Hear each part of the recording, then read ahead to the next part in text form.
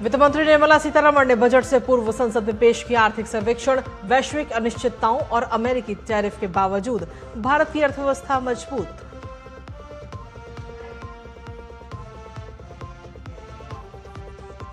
भारत की reform express ने तेज गति से हो रही है देश की प्रगति। प्रधानमंत्री नरेंद्र मोदी ने संसद भवन परिसर में पत्रकारों को कहा, आगामी बजट में रिफॉर्म, परफॉर्म और ट्रांसफॉर्म पर रहेगा जोर। देश को बताया दुनिया के लिए आशा की किरण।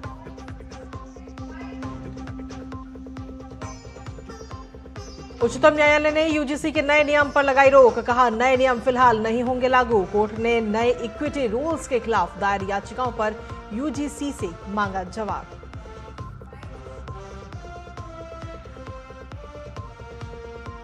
पंचतत्व में विलीन हुए अजीत पवार। बारामती में महाराष्ट्र के उप मुख्यमंत्री को राजकीय सम्मान के साथ दी गई अंतिम विदाई। केंद्रीय गृह मंत्री अमित शाह, नितिन गडकरी और मुख्यमंत्री देवेंद्र फडणवीस समेत कई नेताओं ने दी प्रिय नेता को विदाई। और बीटिंग द रिट्रीट सेरेमनी के साथ गणतंत्र दिवस समारोह का आज होगा भव्य समापन। थल सेना, नौसेना और वायुसेना समेत केंद्रीय सशस्त्र पुलिस बलों के बैंड देंगे मनमोहक प्रस्तुति। तो ये थी प्रमुख सुर्खियां और अब खबरों में बात विस्तार से, जहां 1 फरवरी को पेश होने वाले बजट से पहले आज केंद्रीय वित्त मंत्री निर्मला सीतारमण ने लोकसभा में आर्थिक सर्वेक्षण 2025-26 पेश किया। भारतीय अर्थव्यवस्था के इस आधिकारिक दस्तावेज के माध्यम से बीते 1 साल की आर्थिक स्थिति का लेखा जोखा पेश किया गया। आर्थिक सर्वेक्षण में देश की जीडीपी की वृद्धि दर अगले वित्त वर्ष 2026-27 में 6.8 से 7.2% के बीच रहने का अनुमान जताया है। बजट से पहले पेश समीक्षा में कहा गया कि कुल मिलाकर वैश्विक अनिश्चितता के बीच वृद्धि का दृष्टिकोण मजबूत है। इसके लिए सावधानी बरतने की आवश्यकता है, लेकिन निराशावादी होने की जरूरत नहीं है। आर्थिक वृद्धि अनुमान में हाल के वर्षों में किए गए नीतिगत सुधारों के प्रभाव को ध्यान में रखा गया है। इससे अर्थव्यवस्था की मध्यम अवधि की वृद्धि क्षमता 7% के करीब पहुंच गई है। इसमें कहा गया, घरेलू कारकों की प्रमुख भूमिका और बृहद आर्थिक स्थिरता के मजबूत होने के कारण वृद्धि से जुड़े जोखिमों को लेकर स्थिति मोटे तौर पर संतुलित बनी हुई है। I rise to lay on the table a copy each of the following papers, Hindi and English versions: Economic Survey 25-26, Economic Survey 25-26 Statistical Appendix।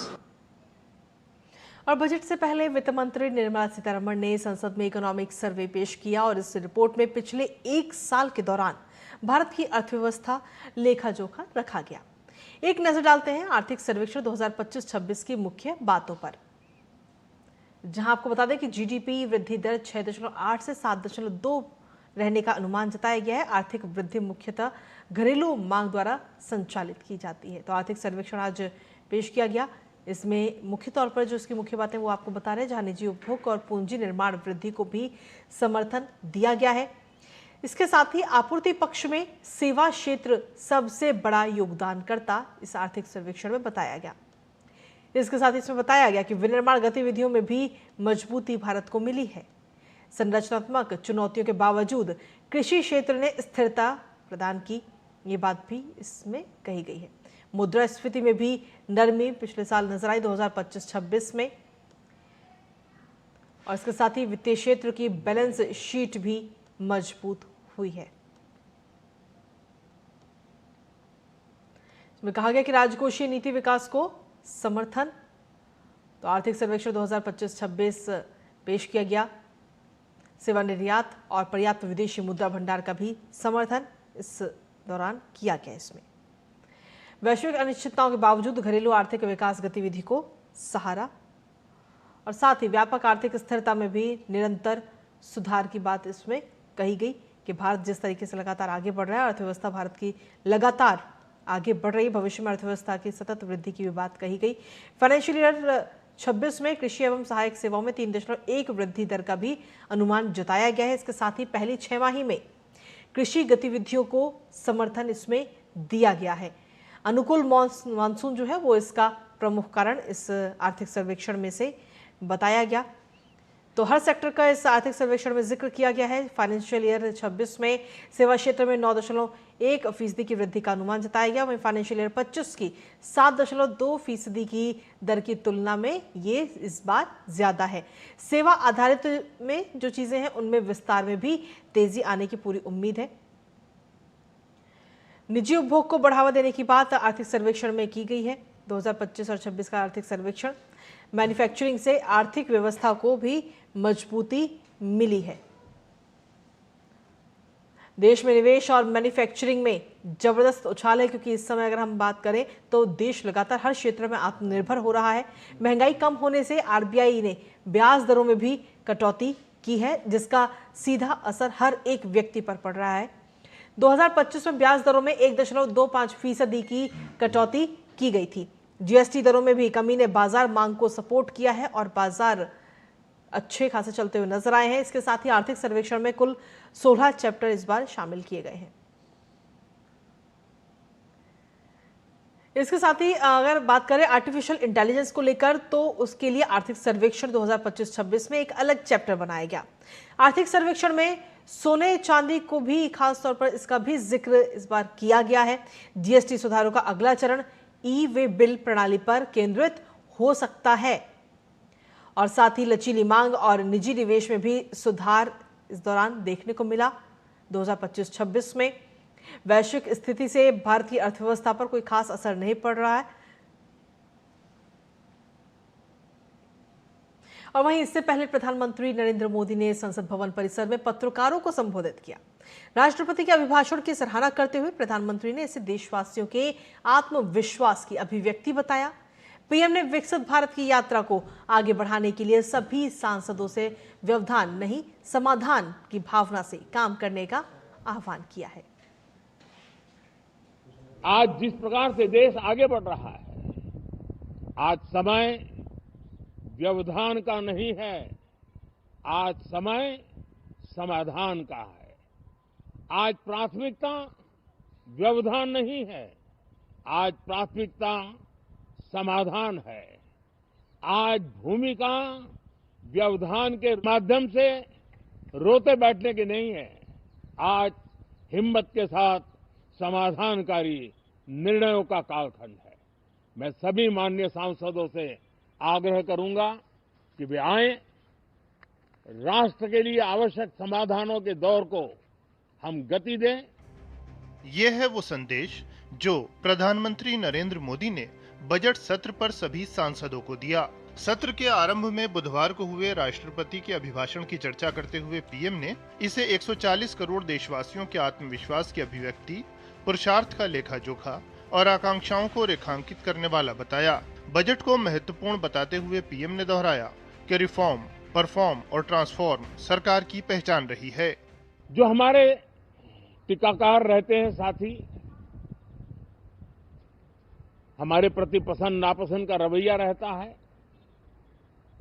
और लोकतंत्र में बहुत स्वाभाविक है, लेकिन एक बात हर कोई कहता है कि सरकार ने लास्ट माइल डिलीवरी पर बल दिया है।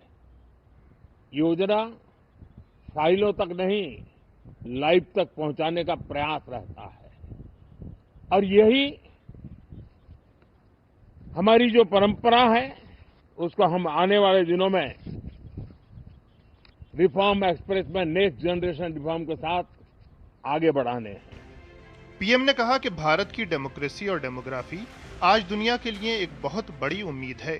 2026 की शुरुआत में ही भारत यूरोपीय संघ मुक्त व्यापार समझौता वार्ता सफलतापूर्वक संपन्न होने को पीएम ने वर्ष का बहुत सकारात्मक आरंभ बताया। 27 देशों के साथ हुआ ये समझौता हमारे देश के मछुआरे, हमारे देश के किसान, हमारे देश के युवान, सर्विस सेक्टर में जो लोग विश्व में अलग अलग जगह पे जाने के उत्सुक हैं, उनके लिए बहुत बड़े अवसर लेकर के आ रहा है और मुझे पक्का विश्वास है एक प्रकार से कॉन्फिडेंट, कॉम्पिटिटिव और प्रोडक्टिव भारत की दिशा में ये बहुत बड़ा कदम है। पीएम ने कहा कि आत्मविश्वास से भरा भारत आज विश्व के लिए आशा की किरण भी बना है, आकर्षण का केंद्र भी। Bureau report, DD news. और वहीं महाराष्ट्र के उप मुख्यमंत्री अजीत पवार आज पंचतत्व में विलीन हो गए हैं। बारामती में राजकीय सम्मान के साथ आज उनका अंतिम संस्कार किया गया। दोनों बेटे पार्थ पवार और जय पवार ने मिलकर अपने पिता अजीत पवार की चिता को मुखाग्नि दी। अजीत पवार के अंतिम संस्कार में गृहमंत्री अमित शाह के साथ भाजपा के राष्ट्रीय अध्यक्ष नितिन नवीन, केंद्रीय मंत्री नितिन गडकरी, महाराष्ट्र के मुख्यमंत्री देवेंद्र फडणवीस जैसे दिग्गज नेता शामिल हुए। इस मौके पर हजारों की संख्या में जनता वहां मौजूद थी। लोगों ने अजीत दादा अमर रहे के नारे भी इस दौरान वहां पर लगाए। पूरा माहौल गमगीन हो उठा। उनके परिजनों के साथ साथ आम जनता में भी अंतिम संस्कार के वक्त शोक की लहर थी।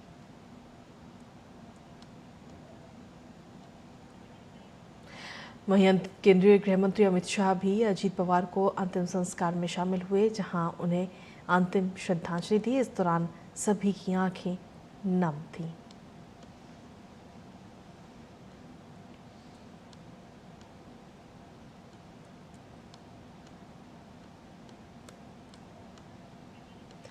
भाजपा के राष्ट्रीय अध्यक्ष नितिन नवीन और महाराष्ट्र के मुख्यमंत्री देवेंद्र फडणवीस भी इस दुख की घड़ी में वहां पहुंचे और महाराष्ट्र के उप मुख्यमंत्री अजीत पवार को अंतिम श्रद्धांजलि दी।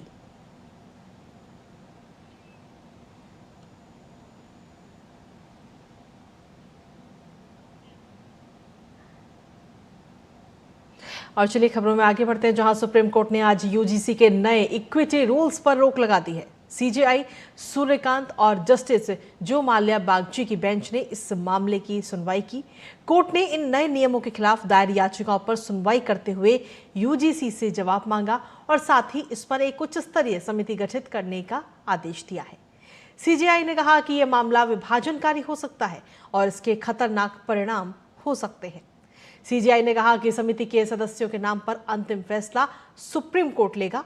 सुप्रीम कोर्ट ने यूजीसी से जवाब देने के लिए 19 मार्च तक का समय दिया है और इसके साथ ही कोर्ट ने यह भी स्पष्ट किया कि यूजीसी के नए नियम फिलहाल लागू नहीं होंगे।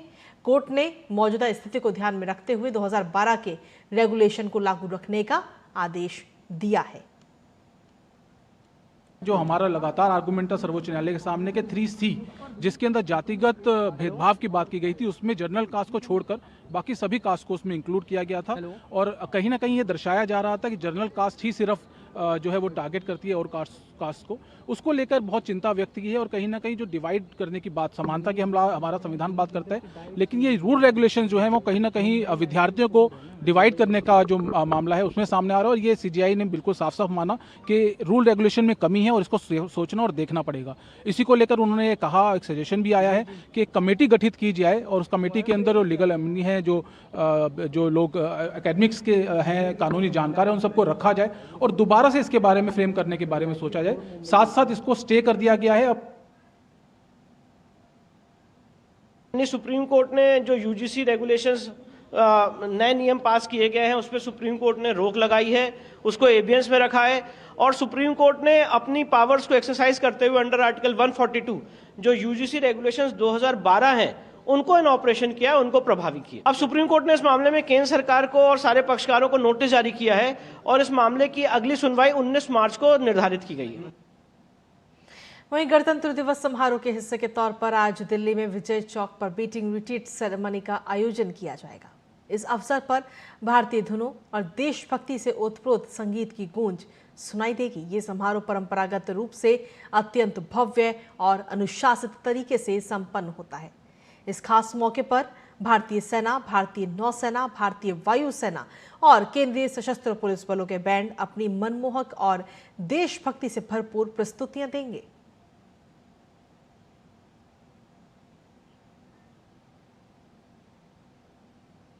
अब बीटिंग द रिट्रीट समारोह को लेकर प्रधानमंत्री नरेंद्र मोदी ने सोशल मीडिया प्लेटफॉर्म एक्स पर एक पोस्ट किया, जिसमें उन्होंने लिखा कि आज शाम बीटिंग द रिट्रीट का आयोजन होगा। ये गणतंत्र दिवस समारोह के समापन का प्रतीक है। इसमें भारत की समृद्ध सैन्य विरासत की शक्ति दिखाई देगी। देश की रक्षा में समर्पित अपने सशस्त्र बलों पर हमें अत्यंत गर्व है। इसके साथ ही प्रधानमंत्री नरेंद्र मोदी ने इस पोस्ट के साथ में एक वीडियो भी साझा किया है, वो भी आपको दिखाते हैं।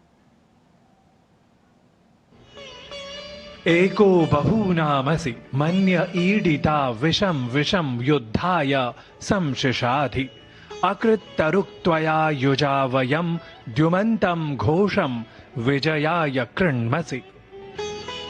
हे वीर, तुम्हारा क्रोध विवेकपूर्ण होना चाहिए। तुम हजारों में एक शूरवीर हो। सम्मान के साथ अपने लोगों को तुम शासन करना व युद्ध करना सिखाओ। तुम्हारे साथ हम लोग विजय प्राप्ति के लिए जय घोष करना चाहते हैं। O brave warrior, your anger should be guided by wisdom.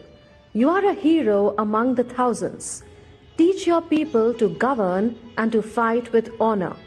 We want to cheer alongside you as we march to victory.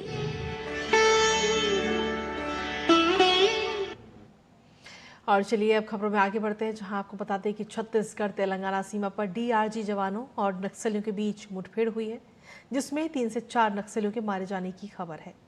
जानकारी के मुताबिक डीआरजी के जवान हथियारों से लैस माओवादियों की मौजूदगी की सूचना पर तलाशी अभियान पर निकले थे। इसी दौरान उनका नक्सलियों से सामना हो गया। सुरक्षा बलों को मौके से कुछ हथियार भी बरामद हुए हैं। बीजापुर जिले के दक्षिणी इलाके में सुबह 7 बजे से रुक रुक कर दोनों ओर से फायरिंग जारी है और ये पूरा मामला पामेड़ थाना क्षेत्र का है। तमिलनाडु के तिरुपुर में AEPC export promotion sub committee के चेयरमैन के.एम. सुब्रमण्यम ने Bharat EU free trade agreement पर खुशी जाहिर की है। उन्होंने कहा कि यह ऐतिहासिक एग्रीमेंट है जो सफलतापूर्वक पूरा हुआ। We are very happy and we most welcome the historical event. In Tirupur, we are doing around 45,000 crores apparel exports from this region. We are doing around 25% of the business to European Union, all the 27 countries. We may expect 15% growth for the first year itself after commencement of this historical trade agreement. UP के भदोही में budget सत्र शुरू होने पर CEPC के vice president Aslam महबूब ने भारत के कालीन उद्योग के लिए ईयू के साथ फ्री ट्रेड एग्रीमेंट के संभावित फायदों पर जोर दिया और उन्होंने कहा कि आने वाले समय में हर सेक्टर को इससे फायदा होगा। जिस तरह से ईयू से एग्रीमेंट हुआ है उससे आने वाले वक्त में कालीन उद्योग को, हैंडीक्राफ्ट को और वेरियस सेक्टर में बहुत ही फायदा होने वाला है और उससे हम लोग बहुत ही खुश भी हैं और हम लोग इसको धन्यवाद देना चाहते हैं प्रधानमंत्री जी को, कॉमर्स मिनिस्टर को, टेक्सटाइल मिनिस्टर गिरिराज सिंह जी को और पूरी भारत टीम की जो भारत सरकार की जो टीम लगी थी इस एफटीए के पीछे, उन सबको हम लोग शुभकामनाएं देते हैं और ये उम्मीद करते हैं कि जल्दी ये जो है एक्ट जो है चालू हो जाए और ये इम्प्लीमेंटेशन में आ जाए और हम लोग को इसका फायदा मिलने लगे। कर्नाटक के बेंगलुरु में इंडियन कॉफी रोस्टर्स एसोसिएशन के सदस्य श्रीकांत राव ने कहा कि Bharat EU free trade agreement एक बड़ी डील है और यूरोप भारतीय कॉफी के लिए सबसे बड़ा बाजार भी है। Europe and India FTA is certainly a big deal. Already Europe is a very big market. In fact, it's the biggest market for Indian coffee. While it is a big market, most of our exports is in the green coffee, which is a commodity. So this would be a game changer for value-added products like roasted coffee beans and instant coffee. और वहीं महाराष्ट्र के मुंबई में doctor Anil Rajvanshi ने कृषि tax और GST सुधारों पर ध्यान केंद्रित करते हुए बजट से अपनी उम्मीदें शेयर की। उन्होंने कहा कि भारत सरकार बहुत प्रोएक्टिव रोल निभा रही है। वित्त मंत्री निर्मला सीतारमण के हर बजट में कोई ना कोई चीज कृषि सोशल सेक्टर के लिए अच्छी होती है। मेरे हिसाब से जो फंड्स एलोकेशन है for the social living of life in rural area, this fund allocation should be increased by the finance minister in this budget. She should allocate more funds for social development, for schooling और सबसे बड़ी आज समस्या skilling की। आज जितनी skilling हमारे यहाँ अच्छी होएगी उतना अच्छा रोजगार मिलेगा, उतने अच्छे हमारे जो हैं गांव डेवलप होंगे, उतने अच्छी हमारी आने वाली जनरेशन डेवलप होएगी। और वहीं उत्तर प्रदेश के नोएडा में आगरा प्रोडक्ट्स प्राइवेट लिमिटेड के डायरेक्टर रोहित गुप्ता ने एफटीए पर खुशी जताई है। उन्होंने कहा कि प्रधानमंत्री नरेंद्र मोदी के नेतृत्व में यूरोपीय बाजार में अवसर बढ़ेंगे, जिससे निर्यात को बढ़ावा मिलेगा। एक लेबर इंटेंसिव सेक्टर है, स्पेशली हैंडमेड ज्वेलरी, चाहे वो स्टोन कटिंग हो, चाहे वो कटक का हैंडमेड काम हो, या ट्रेडिशनल ज्वेलरी हो जो हाथ से बनती है, तो उससे काफ़ी इंडस्ट्री को सपोर्ट मिलेगा, एम्प्लॉयमेंट बढ़ेगा, रोजगार मिलेगा। सो इस डिफ़िकल्ट टाइम में ये एफटीए इंडिया के लिए बहुत ज़रूरी था और एक म्यूचुअल बेनिफिट को लेकर ये एग्रीमेंट आया है, and I think it will be a game changer for both the countries.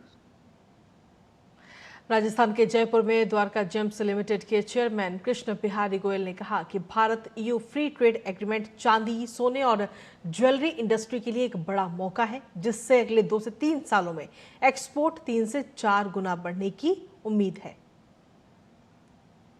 ये एक बहुत बड़ा अचीवमेंट है और पहले पीएम मोदी के नेतृत्व में यूके के साथ जो एफटीए हुआ और अब यूरोप के साथ भी हो गया है पूरी ईयू से, तो ये करीब 27-28 कंट्रीज के साथ एक साथ एफटीए हो जाना इंडिया के लिए बहुत ही ग्रेट अपॉर्चुनिटीज वाला मोमेंट है।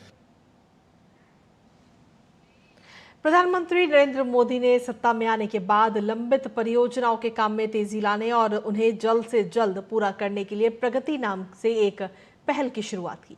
इसका मकसद था प्रोजेक्ट्स में देरी की वजहों का पता लगाकर उसका समाधान निकालना, और इस पहल की 50 बैठकें हो चुकी हैं और 85 लाख करोड़ की 3,300 से ज्यादा परियोजनाओं को जल्द ही पूरा किया गया। प्रगति की ये पहल कैसे कर रही है कमाल, और इस पर हम एक सीरीज चला रहे हैं जिसका नाम है प्रगति एट 50, विकास को गति।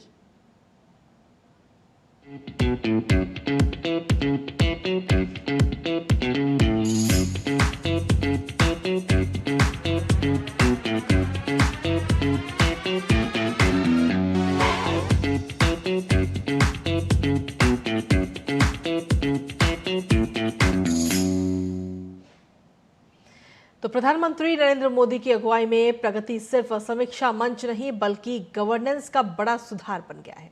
इसने फाइलों से निकलकर जमीनी नतीजों पर जोर दिया। त्रिपुरा की Agartala Sabroom broad gauge railway line इसका जीवंत उदाहरण है, जिसका रणनीतिक महत्व प्रगति समीक्षा से ही तय हुआ।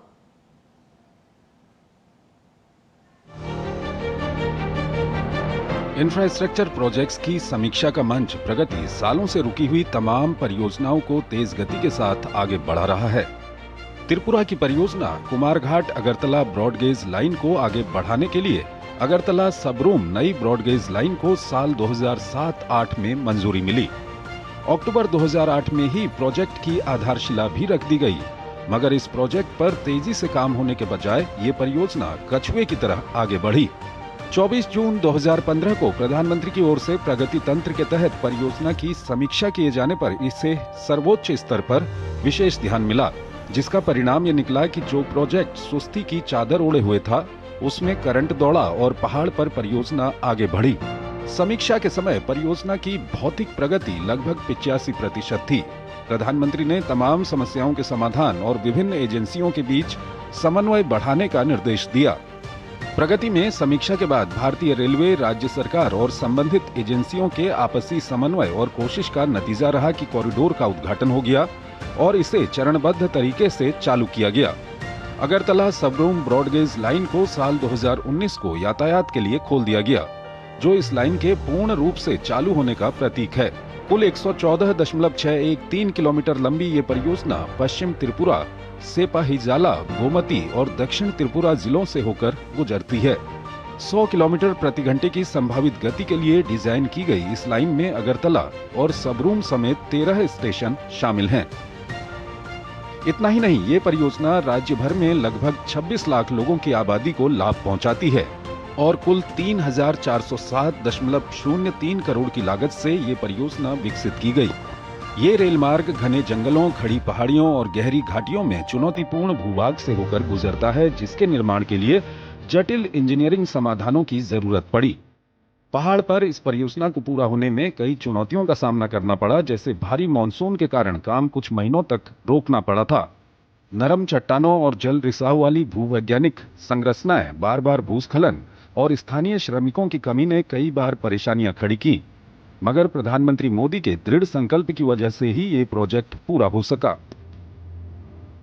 प्रगति इस कार्यक्रम में शामिल करने के पश्चात इस परियोजना में विभिन्न तरह के लाभ प्राप्त हुए, जैसे कि भूमि अधिग्रहण में तीव्रता आना, तेजी से राज्य सरकार के साथ समन्वय बढ़ना, जिसके कारण हमारा भूमि अधिग्रहण बहुत तेजी से हुआ। यह पूरा इलाका फॉरेस्ट से होकर गुजरता है, तो फॉरेस्ट के लैंड एक्विजिशन और वहाँ से जो अनुमति मिलती है उसका निवारण प्रगति के द्वारा होने के कारण हमें 173 हेक्टेयर फॉरेस्ट लैंड डाइवर्शन और अनुमति में बहुत तेजी मिली। इस प्रोजेक्ट ने तेज, सुरक्षित और किफायती यात्रा को सक्षम बनाया है, जिससे शिक्षा, स्वास्थ्य सेवा और रोजगार के अवसर खुले। साथ ही गुवाहाटी, कोलकाता और दिल्ली जैसे प्रमुख प्रशासनिक और वाणिज्यिक केंद्रों तक पहुंचने में बेहतरीन सुधार हुआ। हमारा सबरूम का जो इकोनॉमिकल पोजीशन है बहुत ये डेवलपमेंट हो गया, कनेक्टिविटी भी ज़्यादा हो गया।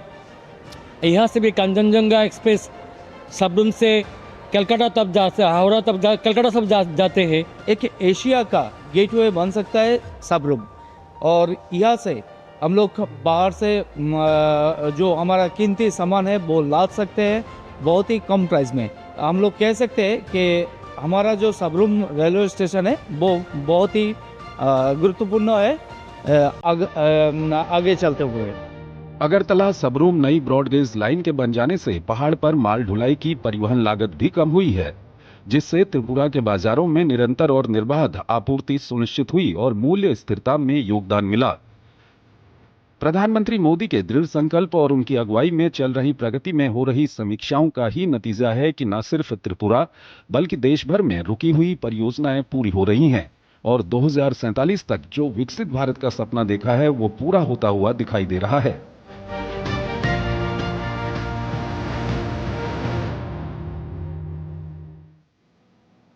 और इसी के साथ फिलहाल मेरे साथ इस बुलेटिन में इतना ही। नमस्कार।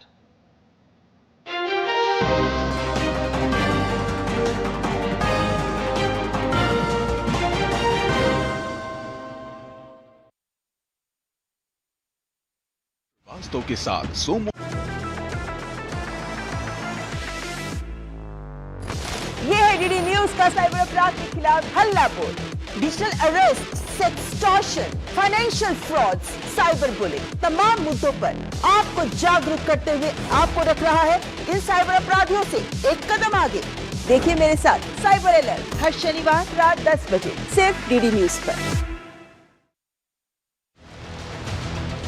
वक्त बदला है, फेवर नहीं, दो टूक कहने का है, अंदाज वही। न फेक एजेंडा की बिसात, न झूठ का जाल, सिर्फ तथ्य, तर्क और तीखे सवाल। देखिए मेरे साथ दो टूक, सोमवार से शुक्रवार रात 10 बजे सिर्फ डीडी न्यूज पर।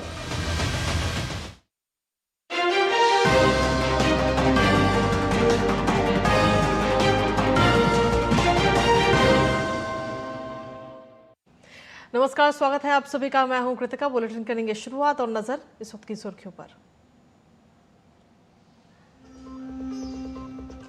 वित्त मंत्री निर्मला सीतारमण ने बजट से पूर्व संसद में पेश किया आर्थिक सर्वेक्षण। वैश्विक अनिश्चितताओं और अमेरिकी टैरिफ के बावजूद भारत की अर्थव्यवस्था मजबूत। 2026-27 में विकास दर 6.8 से 7.2% रहने का अनुमान।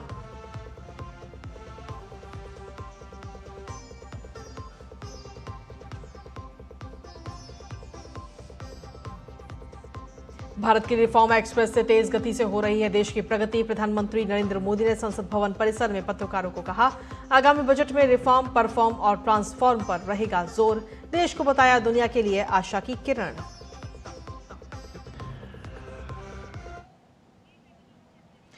और इसी बीच एक सीधा प्रेस कॉन्फ्रेंस में आपका रुख करते हैं।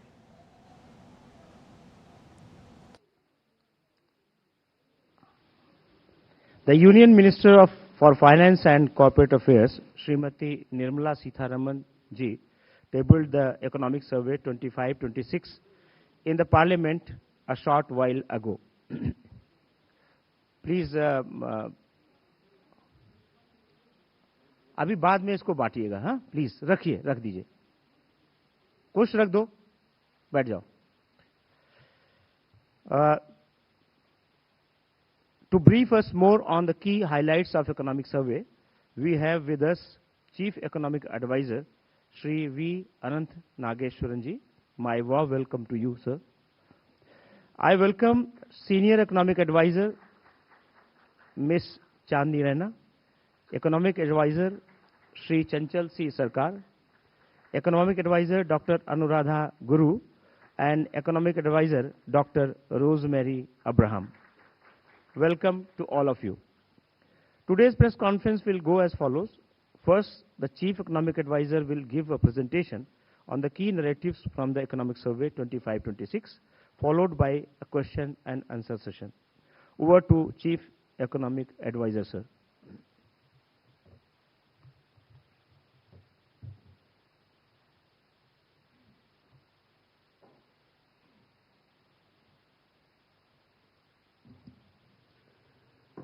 Good afternoon, ladies and gentlemen, and my colleagues, friends.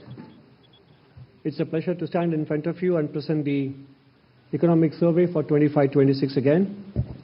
And wish you all a very happy and healthy 2026. We have 11 more months to go. So may the year be blessed with happiness and good health for all of you. This Economic Survey's cover actually symbolizes the key message that we have on the importance of manufacturing and exports for India's future growth in a very fragmented world and a fractious global environment. The survey takes you through 5 parts, the presentation as well, our current economic performance, and what are our priorities for the next 25 years, and how are we going to pursue them in the global context, which is somewhat unpredictable and even dangerous. And therefore, what kind of preparation as a country, as a society, we need to make to be able to achieve our priorities in a difficult global environment. And then we conclude. First, India is an indeed oasis of macro stability in otherwise a turbulent world. Numbers speak for themselves. Our GDP for this financial year is estimated, this is all IMF forecast, may differ slightly from what MOSPI has told us. IMF predicts 7.3% for the year ending March 2026. We have 7.4 from MOSPI. And the fund forecasts 6.4% for the next 2 years, 26-27 and 27-28. You will hear our numbers later. But the important thing is whether it is for the current financial year or the future, our India's growth numbers stand out in comparison to any other part of the world. And that is why we call India a oasis of economic performance in the global scenario.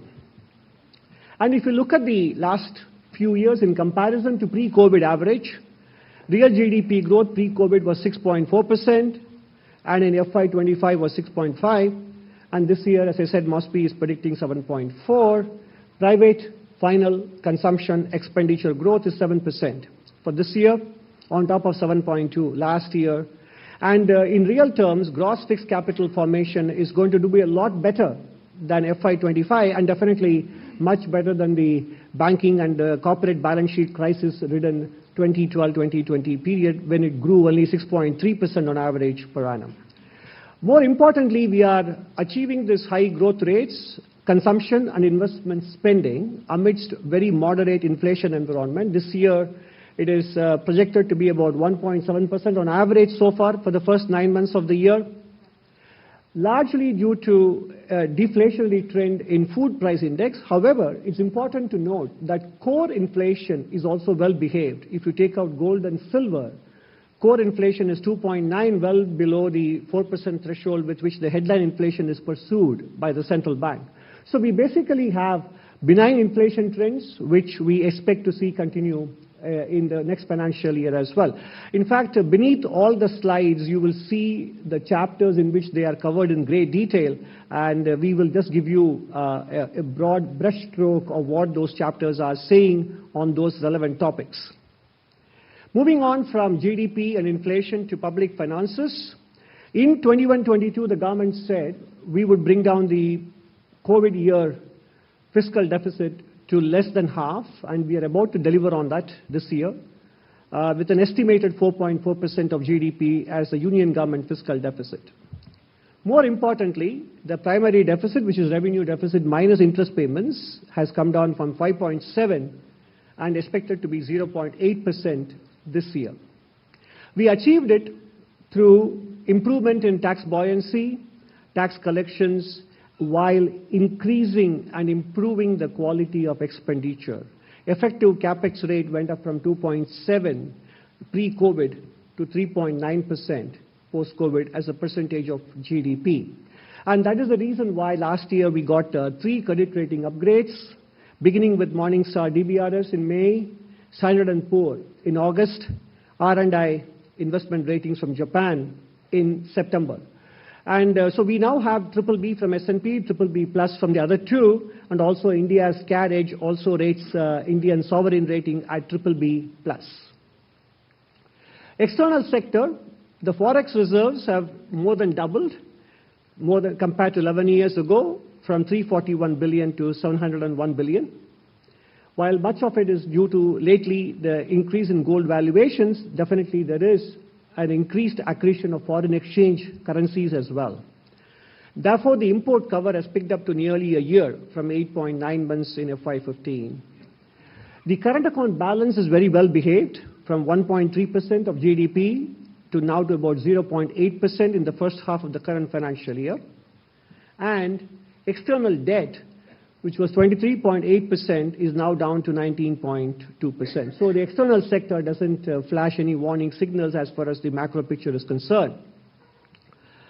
And if you look at the financial sector, we basically had the second decade of the millennium was marked by balance sheet troubles and repair.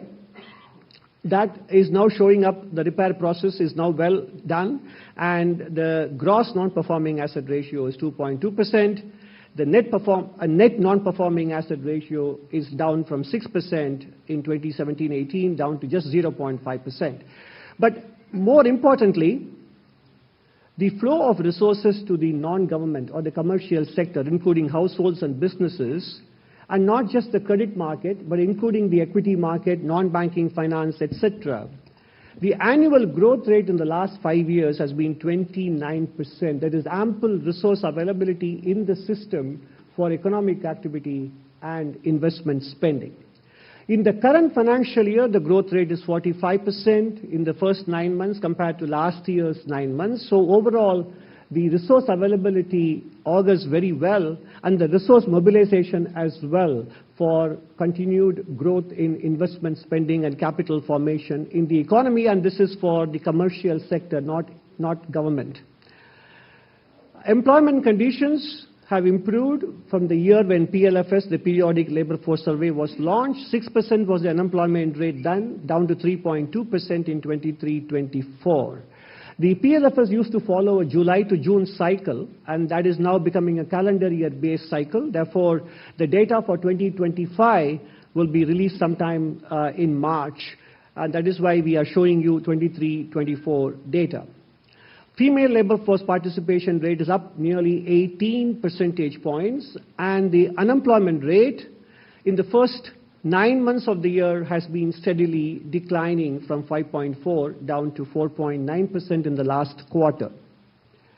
Now, in terms of other inclusive growth parameters, apart from the macro indicators, in rural development, 81% of rural households now have access to tap water. 2.9 crore houses have been constructed and 2.76 crore property cards issued under Swamitwa. When it comes to healthcare, 14.3 crores beneficiaries registered on the UWIN portal, 42.8 crore Ayushman Bharat cards issued, 1.8 plus lakh Ayushman Arogya Mandirs operational, And we include online gaming in this because it matters for mental health. So the banning of online gaming does matter for mental health and also for your wallet's health. So that is why we included the Online Gaming Act, Regulation Act of 2025 in this category. When it comes to education, there was a concern that post-COVID, because of the school shutdown for long periods, there would be a slippage in functional literacy and numerical skills. But the latest annual State of Education report does give us very encouraging signs. Reading skills in grade 3 up to grade 2 level has picked up by about 3 percentage points compared to what they were a decade ago, I'm sorry. And when it comes to numerical skills, the improvement is even more heartwarming, going from 25% to 33.7%. It is not to say that therefore nothing remains to be done. In fact, much remains to be done, but the direction of progress is quite reassuring. When it comes to enrollment, I think India has fixed that problem mostly. Now we are focusing on the quality of educational outcomes, because up to middle school level enrollment is almost 100%, up to high school it's about 80%, and up to secondary school it's about 60% or so. And in tertiary education we have a target of 50% and we are somewhere around 32%. So compared to where we were at the turn of the millennium in terms of enrollment, whether it is in school education or higher education, we have witnessed significant progress, so we can now focus more on educational outcomes. The number of educational institutions, whether it is universities, colleges, or medical seats, etc., all of them have expanded, so more details can be found in those chapters 11 to 13.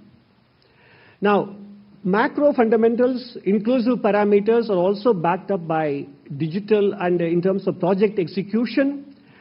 If you look at the project approvals by the PPP Appraisal Committee, which was barely less than 9,000 crores in FY23, now it's more than 1 lakh crores, and that too up to November only. The number of operational high-speed corridors in terms of length of kilometers in highways, just 550 kilometers, improved to 5,360 kilometers, and that too only up to December. The commissioning of railway networks from 1,500 to more than doubling to 3,100 plus. Port infrastructure having gone up in terms of cargo handled and the capacity of ports in terms of tonnage. The numbers speak for themselves. What is interesting to me when I was putting the survey together was the one on the bottom right. The growth of inland water transport as a very viable means of transporting people and goods. The growth rate of freight handled or goods handled by inland water transportation went from 18 million metric tons to 146 in the last 11 years, recording a compounded annual growth rate of 21%, and that's very impressive. So we are now tapping all sources of transportation mode to power economic activity in the country. Digital connectivity. India has a very steep decline in data costs compared to any other country in the world. Perhaps we are the cheapest, and of course I would consider it a mixed blessing in different ways, and you will see later why it's a mixed blessing. Number of broadband subscribers has gone up from 6 crores to 100 crores.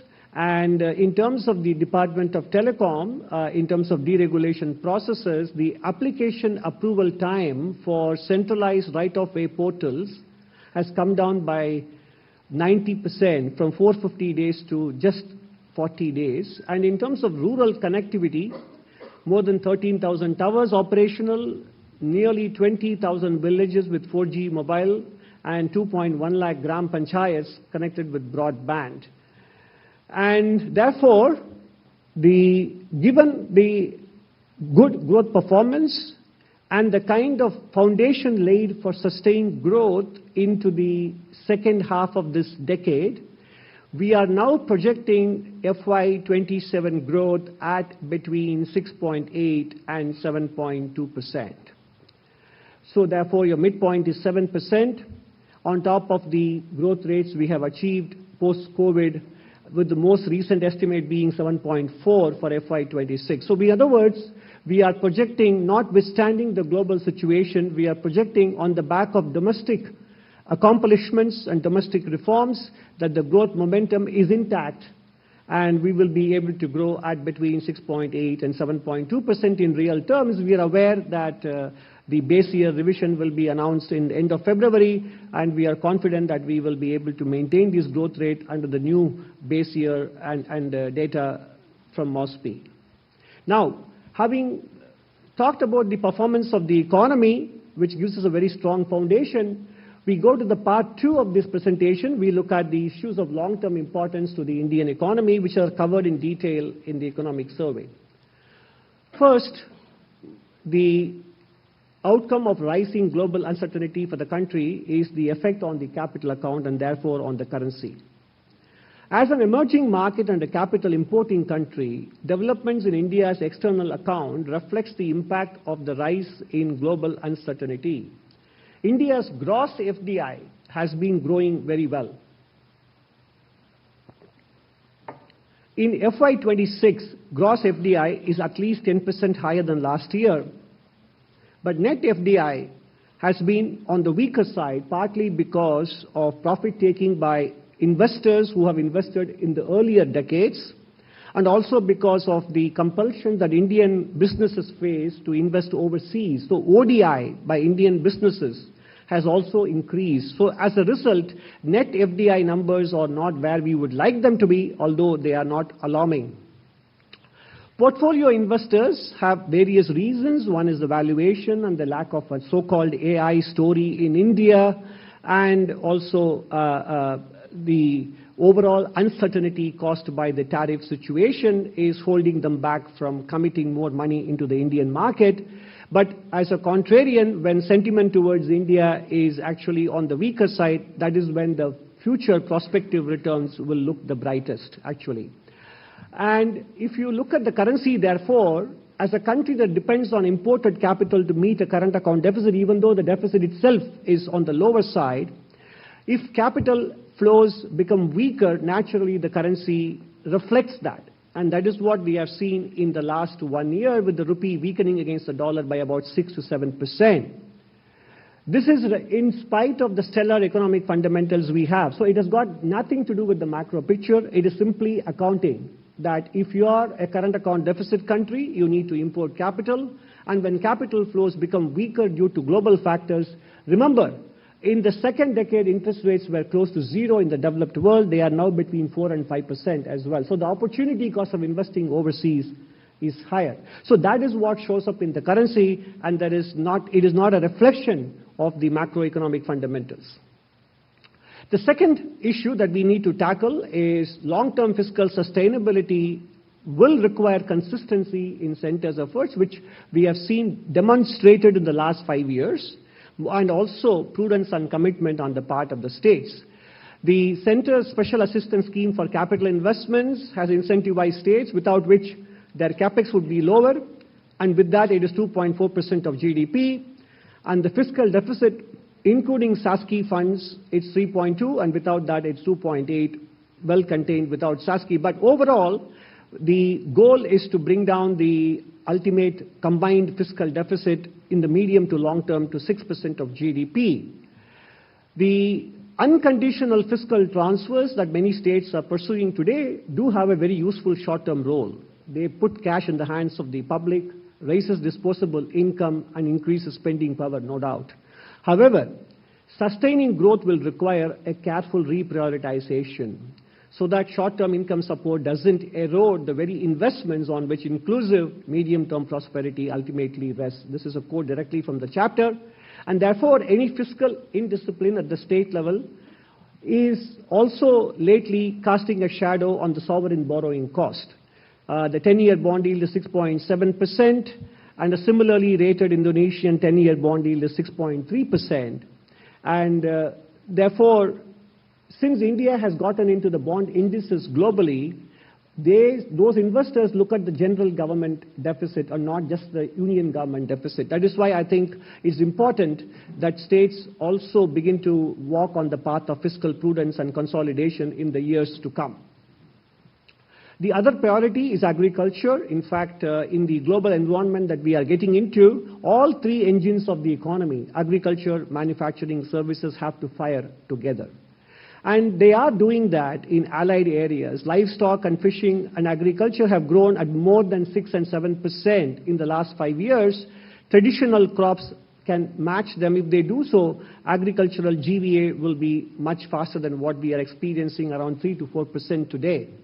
And the chapter goes into what are the various steps we can take, starting from rebalancing the fertilizer consumption, looking at rice and wheat procurement to encourage crop diversification for the sake of nutrition, for the sake of soil fertility, for the sake of water tables, etc. We can take a look at how we can, through policies, encourage crop diversification. So these are all the important issues we need to address to get the overall gross value addition up in agricultural sector. From agriculture, naturally, we move on to food. And this is from the National Family Health Survey 4. The 5 will be released soon, I think. But the important thing is, Indian obesity is a major issue for reaping the demographic dividend. Physical health, mental health, emotional health, all 3 factors are necessary apart from skilling and education for the country to be able to reap the demographic dividend. So this economic survey, while in the last 2 surveys we have focused much more on mental health, this time we also focus on the physical health aspect. And one early and easy step that the private sector can take is to allow food labeling to reflect the risks of what people are consuming. So compared to other countries in the region and globally, Indian food labeling can improve so that the people can make conscious choices in what they eat, etc. And therefore, obesity is an important factor, and it will not be addressed only by government efforts. It requires citizens' consciousness and private sector cooperation as well. So when I spoke about the data cost being the lowest in the world, I said it's a mixed blessing, and here it is why. Compulsive scrolling and social comparison is linked to anxiety and depressive symptoms, and we have been covering it in the previous 2 economic surveys, and we continue to do so. But we are very happy to note that Andhra Pradesh government is contemplating restricting social media for children under 16, so is the Goan government, etc. But it is again a matter of policy and conscious choices to be made by citizens themselves, because exposure to screen time, sedentary lifestyle, ultra-processed food consumption increase the risk of anxiety and suicidal thoughts significantly among our adolescents and also in the people in the early working age population as well. And this is a silent scourge, and we need to fix that if we are going to achieve our long-term growth aspirations. Education and skilling is slightly more familiar turf for all of us, but even here the news is encouraging. A lot of us are concerned about how we will fare in the AI era. The good news is that employers actually still value soft skills, engagement, self-efficacy, working with others, adaptability, and management skills matter a lot more than technological skills. But it's important, therefore, also to prepare our youth to look at areas which are not necessarily university education driven, but could be vocational and professional skills. In other words, we have to make vocational and technical and professional skills more fashionable and respectable than we have been doing so far.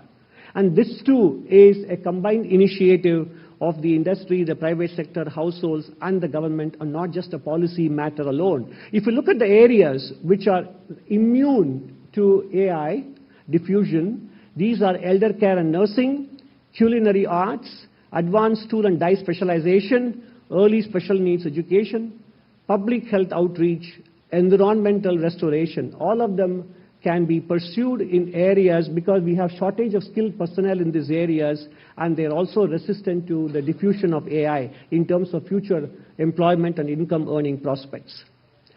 The last economic survey had a special chapter on AI, and this survey continues that.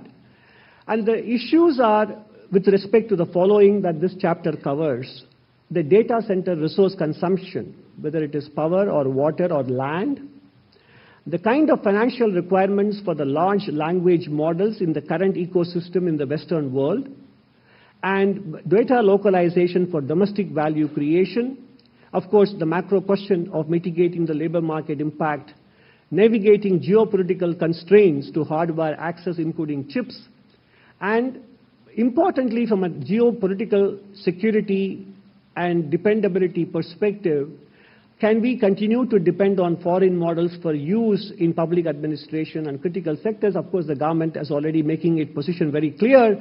We are going to be looking at developing local models which are underway actually, and some of it may be rolled out in the course of the AI summit next month. But these are the various trade-offs that this chapter 14 tackles.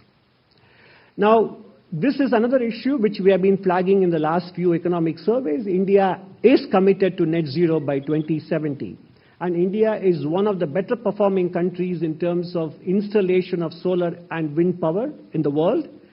At the same time, if we have to become more pervasive as a share of overall energy generation, if renewable energy were to become a significant part of the energy picture, we need to understand the ramifications. The amount of material required and the energy required to therefore generate renewable energy should not be underestimated. We should go into it with open eyes, and that is what this screen shows you. It is self-explanatory. Therefore, this chapter, like in the previous occasions, does focus on adaptation, demand management, and also this time we are happy to share with you in chapter 10 the kind of environmental regulations that have been liberalized and made easier in terms of compliance, etc., compared to the past. And that is a very positive story that is also captured in chapter 10. The special essay this time is on urbanization, apart from the sequel to AI. In Indian cities, we face a multiplicity of challenges. One is the low floor space index and floor area ratio. Mobility is a challenge because last mile connectivity is still missing, although metro rail network has expanded significantly in the last 10 to 11 years. Solid waste management and waste disposal are still important issues with growing population and growing cities, and governance is dispersed among multiple agencies. But looking at this chapter, if you read it carefully, you will understand that getting urbanization right is not just, once again, as in the case of healthy food consumption or social media usage, is not just a matter of getting policy right. Citizens have an important role to play. We behave very differently in metro stations, and we behave very differently above the surface. And why is that case? Why is it so? Our behavior in the metro is absolutely impeccable, but not so above the ground. So, why does it happen, and what can be done to make sure that there is no difference in the way citizens respond to metro rail as well as public transportation or road discipline? How is it possible, and what kind of behavioral dynamics are at work here, and how can the state facilitate and nudge the citizens to do so? These kinds of interesting issues are explored in chapter 15, along with a discussion of some specific experiments going on in different parts of the country, which actually point the way forward for the rest of the country as well. Now, moving on to part 3, I would like to compliment Business Standard for this wonderful line, which I use. India's growth story sits at the intersection of global headwinds and domestic potential. Exactly, well captured. So far, we have seen the domestic potential and priorities. We are going to now see the global headwinds. What is unfolding in the world today and why?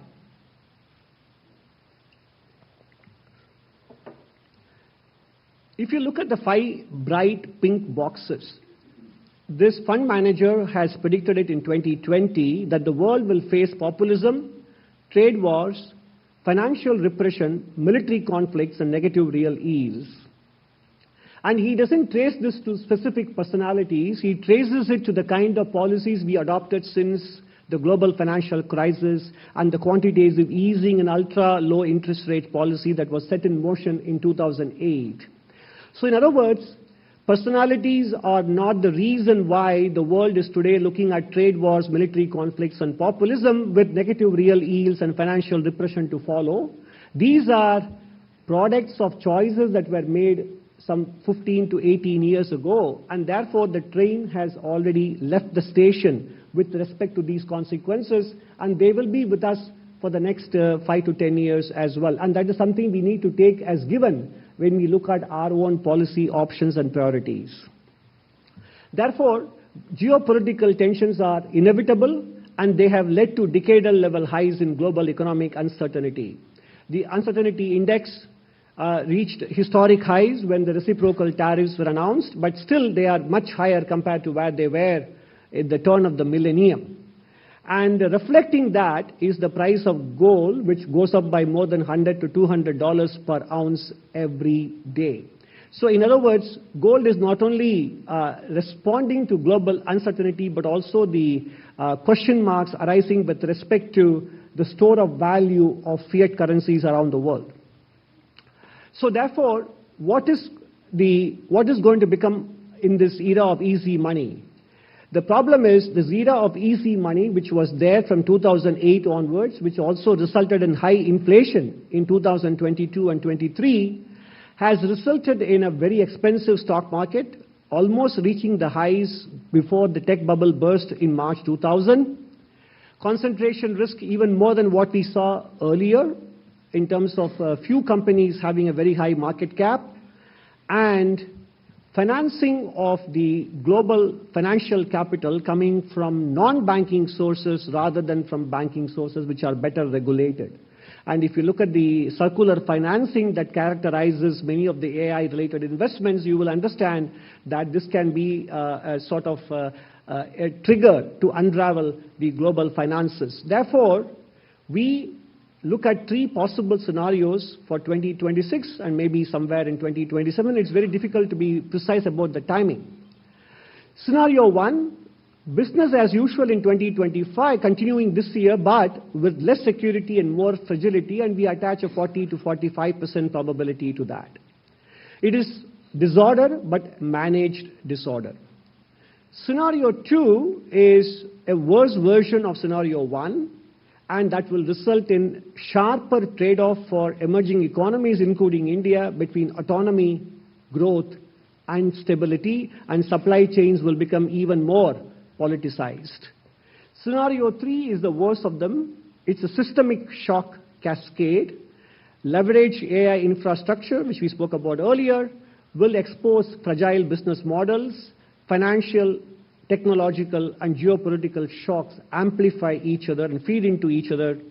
And this low probability but high impact outcome will have macro risks even exceeding those that we saw in the wake of 2008. This is the kind of world scenario that we are facing. Therefore, given this world scenario, but given our stellar domestic growth performance and prospects and priorities, how do we therefore prepare ourselves to drive our development Viksit Bharat agenda, and that is section 4. Why Swadeshi matters? Because the nature of the global system has changed. Trade is no longer reciprocal. Markets are no longer neutral, and supply chains have become instruments of state power, and we have seen them in several examples across the world. And therefore, Swadeshi is a legitimate policy instrument in such a world. Countries have to take care of their priorities, and therefore we should not be squeamish about swearing by Swadeshi in this kind of global environment. The conundrums, however, emerging markets face is this. There is going to be a resource crunch, which is reflected in the price of copper. And in the last 1 week, even crude oil prices have begun to firm. So we need to create buffers, whether it is fertilizer, base metals, crude oil, pharmaceutical ingredients. We need to have buffers because supply chains can be disrupted at any point in time, as we saw in the 3 global scenarios. And the other thing, apart from building up buffers, which we need to import in many cases, we also have to appreciate that as the economy grows, per capita income rises, imports will inevitably rise. This is a given. This chart here shows you China's per capita income growth going from nothing to $12,000 in the last 50 years or so. Simultaneously, imports have grown. We look at China as a major exporting power, that is true, but it also imports a lot, 3.3 trillion, including services. So similarly, India going from $2,500 per capita to $20,000 per capita in the next 25 years will also see its imports rise. Therefore, means we have to export or attract capital to pay for it. That's also inevitable. No matter how successful we are, with indigenization. This is something that economic history tells us is inevitable. And therefore, currency depreciation that we are witnessing today isn't something unique to India. Countries which have a current account deficit have seen their currencies depreciate. If you look at the performance of currencies since the millennium began, the Indian rupee actually has done quite well. And the performance even since COVID, India is in the same ballpark, not an outlier. So we need to get the breathless headlines about the Indian rupee into perspective. Therefore, at the same time, since we have aspirations to become a major global player, and naturally currency strength and stability is associated with economic rise. But how do we get there? And that is where this survey focuses on, saying that manufacturing strength is a precondition for achieving currency stability and strength. A strong growth in manufacturing exports leads to improved current accounts position, leads to forex reserve accumulation, and therefore gradual strengthening of currency credibility. If you look at today's countries which are synonymous with stable currency, Switzerland, Germany before the euro happened, Japan, Korea, Taiwan, Singapore, all of them have a significant manufacturing presence. So achieving manufacturing competitiveness and merchandise goods export growth is critical to to pursue the goal of currency stability and strength. Similarly, the other advantage of doing manufacturing and manufacturing exports is that will pave the way for lower cost of capital. We see a lot of articles in the media and commentary that India's cost of capital is high, it has to come down, and financial deepening is the answer. No, financial deepening is secondary or auxiliary to achieving cost of capital compared to manufacturing and export surplus. And we have discussed and provided the empirical basis for this in the chapter 3. Productivity-led manufacturing expansion leads to sustained export growth. That in turn turns the current account deficit into a surplus. Currency stability occurs. That lowers the exchange rate depreciation risk premium, leading to a durable decline in capital cost, which further drives manufacturing growth. That is how the virtuous circle gets formed, and therefore financial deepening matters, but not as much as manufacturing exports matters for sustainably lowering the cost of capital. You can read the analysis in chapter 3. Now, these three elements, indigenization, leading to strategic resilience and strategic indispensability, are the three pillars of investment in national strength. So we have to indigenize, there is no doubt, Swadeshi matters, but we have to move on from that to strategic resilience, being able to withstand external shocks, and third, making India irreplaceable in key global value chains. In other words, we have to start with making things at home competitively. In August 2025, in his Independence Day speech, the Honorable Prime Minister said, "Dam kam and dam zyada." In one sentence, he actually has captured the essence of export competitiveness: good quality at affordable prices. So can we make things at home competitively? Second step to that is progress from there to strategic resilience. Can we keep functioning if the world breaks down? That is resilience. And the third step in the process is, can the world keep functioning if we break down? If the answer is no, then we have become strategically indispensable. And that is the goal we should be looking at in the current geopolitical and geostrategic compulsions that we are facing. Therefore, what should the state do to achieve strategic indispensability? What should the governments do in the country, union and states? Pursue Swadeshi ecosystem first reforms, deregulation, whole of government approach, manufacturing cluster-led growth, input cost reduction. It is not just removal of inversion of custom duties, but also eliminating cross-subsidization with respect to freight and power cost, etc. Boosting competitiveness, world-class and reliable infrastructure, long-term policy stability, building the talent ecosystem, and more importantly, when we give protection to our industry from import competition, we have to link it to productivity and export performance. That is what Northeast Asia did better than any other country in the world. So in other words, What Korea, Taiwan, Singapore, Japan did was to support their domestic industry, but in return, demand productivity and export performance and measuring up to global competition within a limited period of time. So protection cannot be in perpetuity, and it should be in return for productivity and export performance.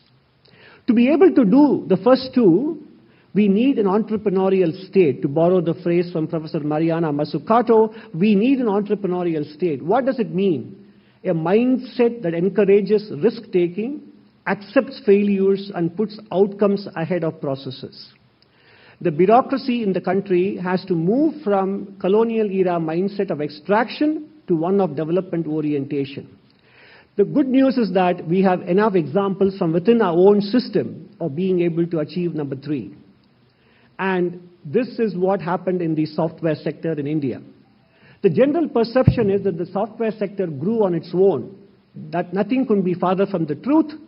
If you look at the chapter 16, we provide the description based on a case study done in Stanford, that in the software sector, the Indian bureaucracy moved from produce and protect to broad-based industry promotion by mid-80s, and they did so by the following steps: recognizing software as an industry, easing forex and import restrictions, investing in technical education and telecommunication, including liberalizing satellite communication links, etc., creating technology parks, and exercise regulatory flexibility.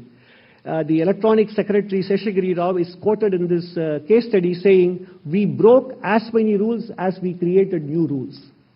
And that is basically exactly entrepreneurial mindset. So the Indian software sector success story owes a lot to an entrepreneurial state, actually. And the state capacity works best, therefore, when it is directed towards facilitation and coordination and provision of public goods. You can read more about it in chapter 16, part 2. And this mindset is not just something historically done in the 80s. In the last 1 year, union and state governments have also been building on this track record of entrepreneurial state. In the last 1 year alone, starting from the budget of February 2025, we have seen simplification of Income Tax Act, GST 2.0 with the lower, better processes and 2 simple slabs, and higher direct tax exemptions and slabs, relaxation and suspension of quality control orders, which exerted a lot of adverse pressure on small and medium enterprises, replacement of Manrega, plugging leakages with GRAM-G, notification of labor codes, and the Ministry of Road Transport and Highways shifting from L1 basis to a technical score-based basis for choosing consultants to prepare detailed project reports. This is a very important step. It's a process reform that will percolate down to other ministries as well. On the trade, investment, and sustainability side, we have the Export Promotion Mission, the District Business Reform Action Plan, which we covered in the last economic survey. It does lead to higher gross value added. Whichever states are advancing in BRAP, they are seeing a better growth in gross value addition. We have seen a plethora of trade deals in the last 12 to 18 months, the most recent one being with the European Union, and they definitely offer geographical diversification for Indian exporters. Liberalization of environmental rules in accordance with the pollution intensity of the industry, which is a very pragmatic approach by the Ministry of Environment and Forest. Full FDI in insurance and nuclear power generation. The creation of budget-financed Anusandhan National Research Fund and the Research and Development Innovation Fund to the tune of 1.5 lakh crores over 5 years.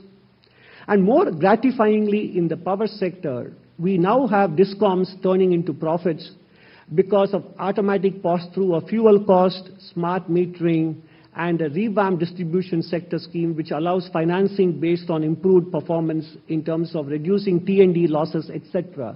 Now, what you see in this slide is not just headline or front page reforms, but also process reforms. And that is what gives us confidence that the state is on its way to becoming entrepreneurial. Now, last economic survey focused on deregulation, getting out of the way. And this economic survey shares with you very happily the scorecard of the Indian states in this. The economic survey identified 23 areas where states could deregulate, simplify, eliminate, consolidate regulations.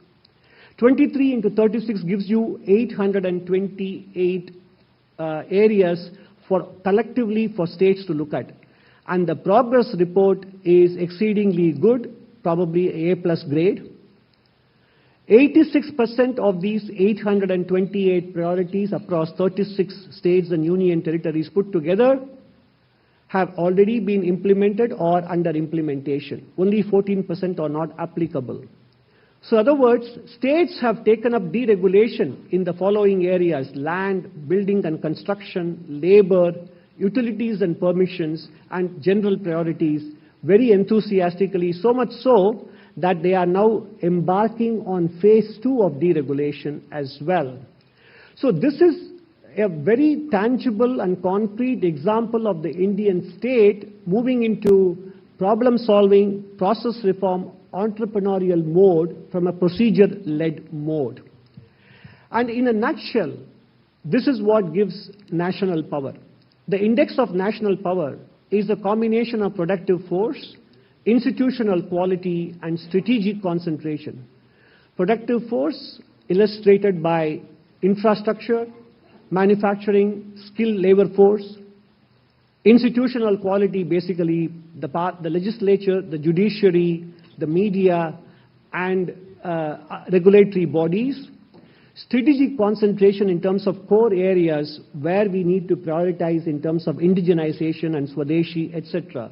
If we are able to get all these three balance right, then we will rank very high in the index of national power. This is the equation of national power.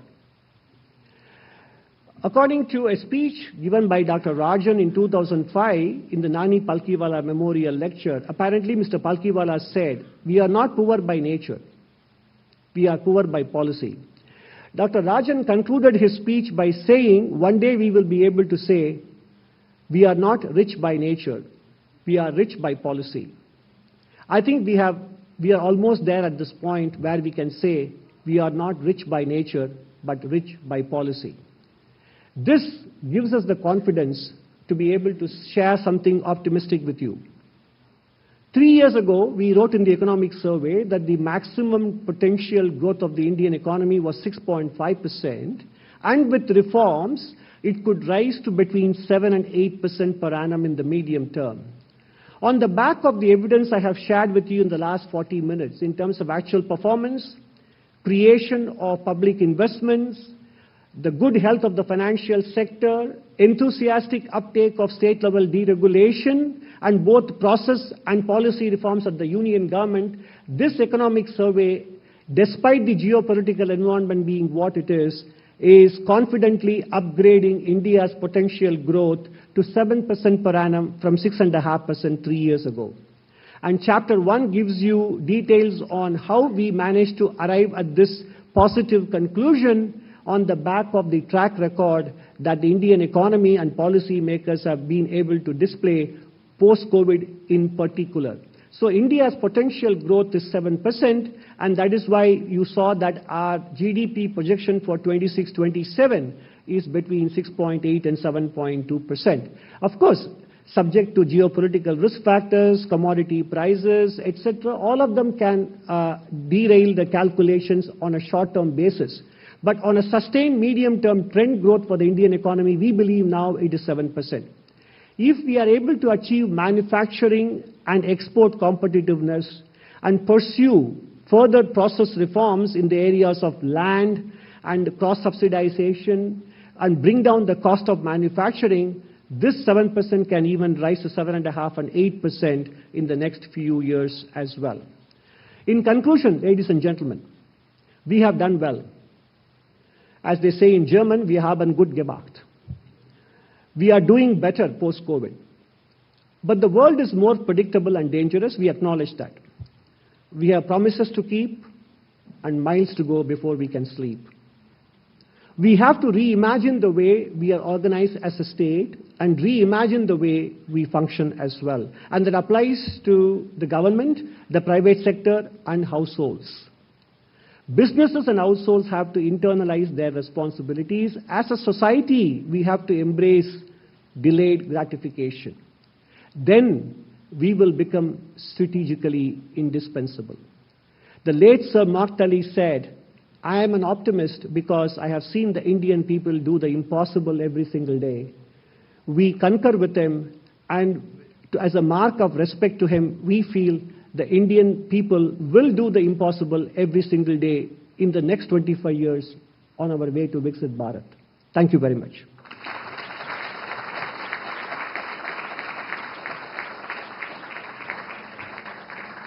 Thank you very much, sir, for a very nice presentation. Now, floor is open for question and answer. Before I start, I would request you two things. First of all, please identify yourself and your organization's name. And second, please listen carefully so that repeat questions should not be asked. So I'll start with 234 first. Sir, Tarun Sharma from Z Business. Sir मैं सवाल हिंदी में पूछना चाहूँगा. आपने बहुत अच्छी presentation बनाई है और बहुत ही रियलिस्टिक प्रेजेंटेशन है इस बार. लेकिन सर एक चीज़ जो मुझे लग रहा है कि मिस हो गई, पोल्यूशन. सर आपने पोल्यूशन को एक बड़ा फैक्टर इसमें नहीं माना. क्या बड़ी वजह रही सर कि आपने अर्बनाइजेशन की बात करी, मेंटल हेल्थ की बात करी, लेकिन पोल्यूशन को टच नहीं किया? Thank you.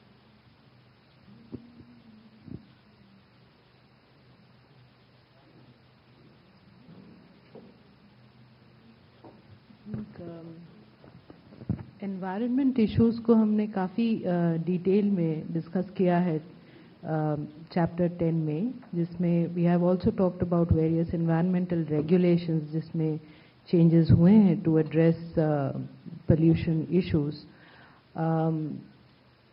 I think that should be able to, if you go through it, you would know that there has been a lot of changes that have been brought about in the past year, whether it is in the form of rationalization or it is in the form of creating transparency and predictability. Recently, there has also been the differentiated responsibility placed on polluting industries. So those that are more polluting need to have a higher green cover. Those that don't, they do not have that same mandate to do. Similarly, there has been a classification of polluting industries on the basis of red, blue, white, depending upon the level of emissions that they have. So work is ongoing, and that is reflected in the relevant chapter 10 on environment. And also, just to add to what my colleague Chandini said, we have looked at the pollution issue in the chapter on urbanization as well. So you will see more details there. Thank you. 9.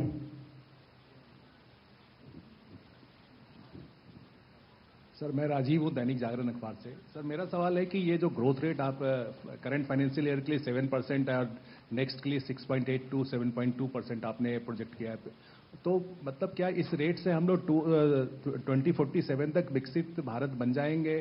क्योंकि पहले जो अनुमान लगाया जा रहा था वो more than 8% का हमेशा अनुमान लगाया गया है. तो एक तो सवाल ये है मेरा. दूसरा सर कि आपने स्टेट जो है, स्टेट के लिए कहा है कि पॉलिसी उनको ही बनानी होगी और वो केंद्र के साथ मिलकर जो है पॉलिसी बनाए, लेकिन स्टेट जो फ्रीवीज को लेकर इतना कुछ हो रहा है और हम तो उसको लेकर उनके पास पैसा ही नहीं बच रहा है, तो कहाँ से वो विकास कर पाएंगे? तो इस दोनों सवाल पे क्या कहना आपका? So the second question is something that we covered not only in the presentation, but it's also discussed in some detail in the chapter on fiscal affairs, which is chapter 3, if I'm not mistaken. Chapter 2. So you will see a discussion on it on the unconditional transfers. So far, the high nominal GDP growth, GSDP growth in states has provided enough cover for these transfers to happen, which is why the overall fiscal deficit of states is still 2.8% if you do not include the SASCI loans. So it has not had an impact on the fiscal deficit, but naturally some of it has come at the expense of capital expenditure on the part of states. But that is why we have flagged this issue. So I mentioned this in the presentation as well. Now, as far as the growth rate that is needed, that mention of 8% is in dollar terms. So if you are able to grow at sustainably at 7% on average, there could be a given year in which it is higher, or another year it could be lower, etc. In real terms, in Indian rupee, then if you were to add the inflation rate that will be experienced in the United States, for example, minus the inflation rate in India, that is what will give you the dollar GDP growth rate. Historically, even in the last 40 years, India's dollar GDP growth has averaged about 8.7%. And therefore, and that has, even in this period, we have gone through a lot of global challenges, global crisis, etc. So a 7% real GDP growth is compatible with the 8+% dollar GDP growth, which is what will take us there. And more importantly, as time goes by, what constitutes Viksit Bharat is not a number in terms of per capita income or absolute GDP size. It's about whether the current generation feels that it is doing better than the previous generation, and whether they are very confident that their future generation will do better than them. That is a sign of development. 270.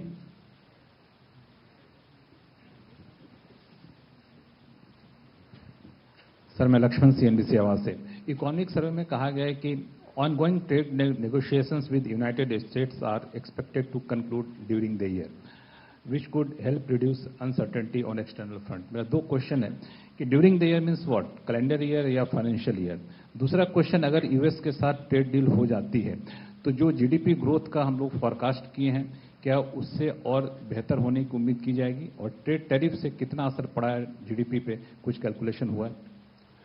So I don't have anything more to add to your first question.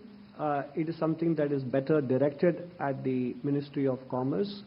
As far as the second question is concerned, we have taken that into consideration. When we projected 6.5% 3 years ago, we did so under the assumption that even at that point in time, we were realistic about the growth, export growth prospects, given the evolution of trade disputes. But now, we have been in the last few years signing a lot of free trade agreements, the most recent one being with the European Union. Of course, it will take a year or so to get ratified and then being effective. So therefore, the 7% growth rate doesn't necessarily depend to a large extent on the tariff situation resolution, because we don't know at this stage the timelines attached to it. But if it happens, it will definitely further bolster the chances of achieving 7% or even better. Do you have anything more to add, Rosemary? Okay. 11 number. So Timsi Jaipuria this side from CNBC TV 18. So you've mentioned about the risk on job losses due to AI and AI adoption, and you've also spoken about reskilling. But you did not mention certain areas where these job losses have a future potential, in terms of which would be these areas where people can now reskill and look forward to as future areas where there can be employment. I have to leave some work for you to do as well, in terms of reading the chapter. 76.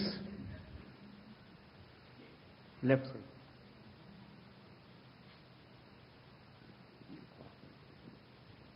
Sir, just a couple of questions. This is Vikas Doot from the Business Standard newspaper. Thank you for acknowledging that line from our paper. But I also want to say that it was a refreshing read, whatever I've been able to read so far of the survey. You, of course, invoked Joseph Heller, which I really liked.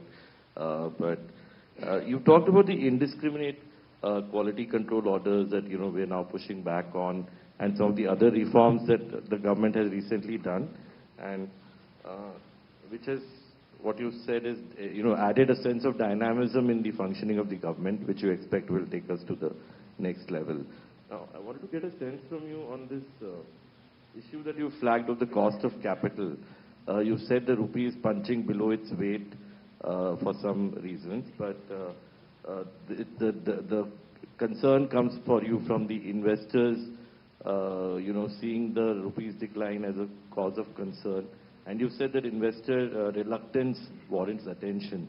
So I wanted to get a sense of whether you can elaborate a bit more on what kind of attention would we need to address this investor reluctance? And is it only about the rupee, or there's a broader concern that is driving investor reluctance? And secondly, I have a question on PPPs, but I will ask after this one. So I did not use the word indiscriminate. By the way, it's your word, not mine.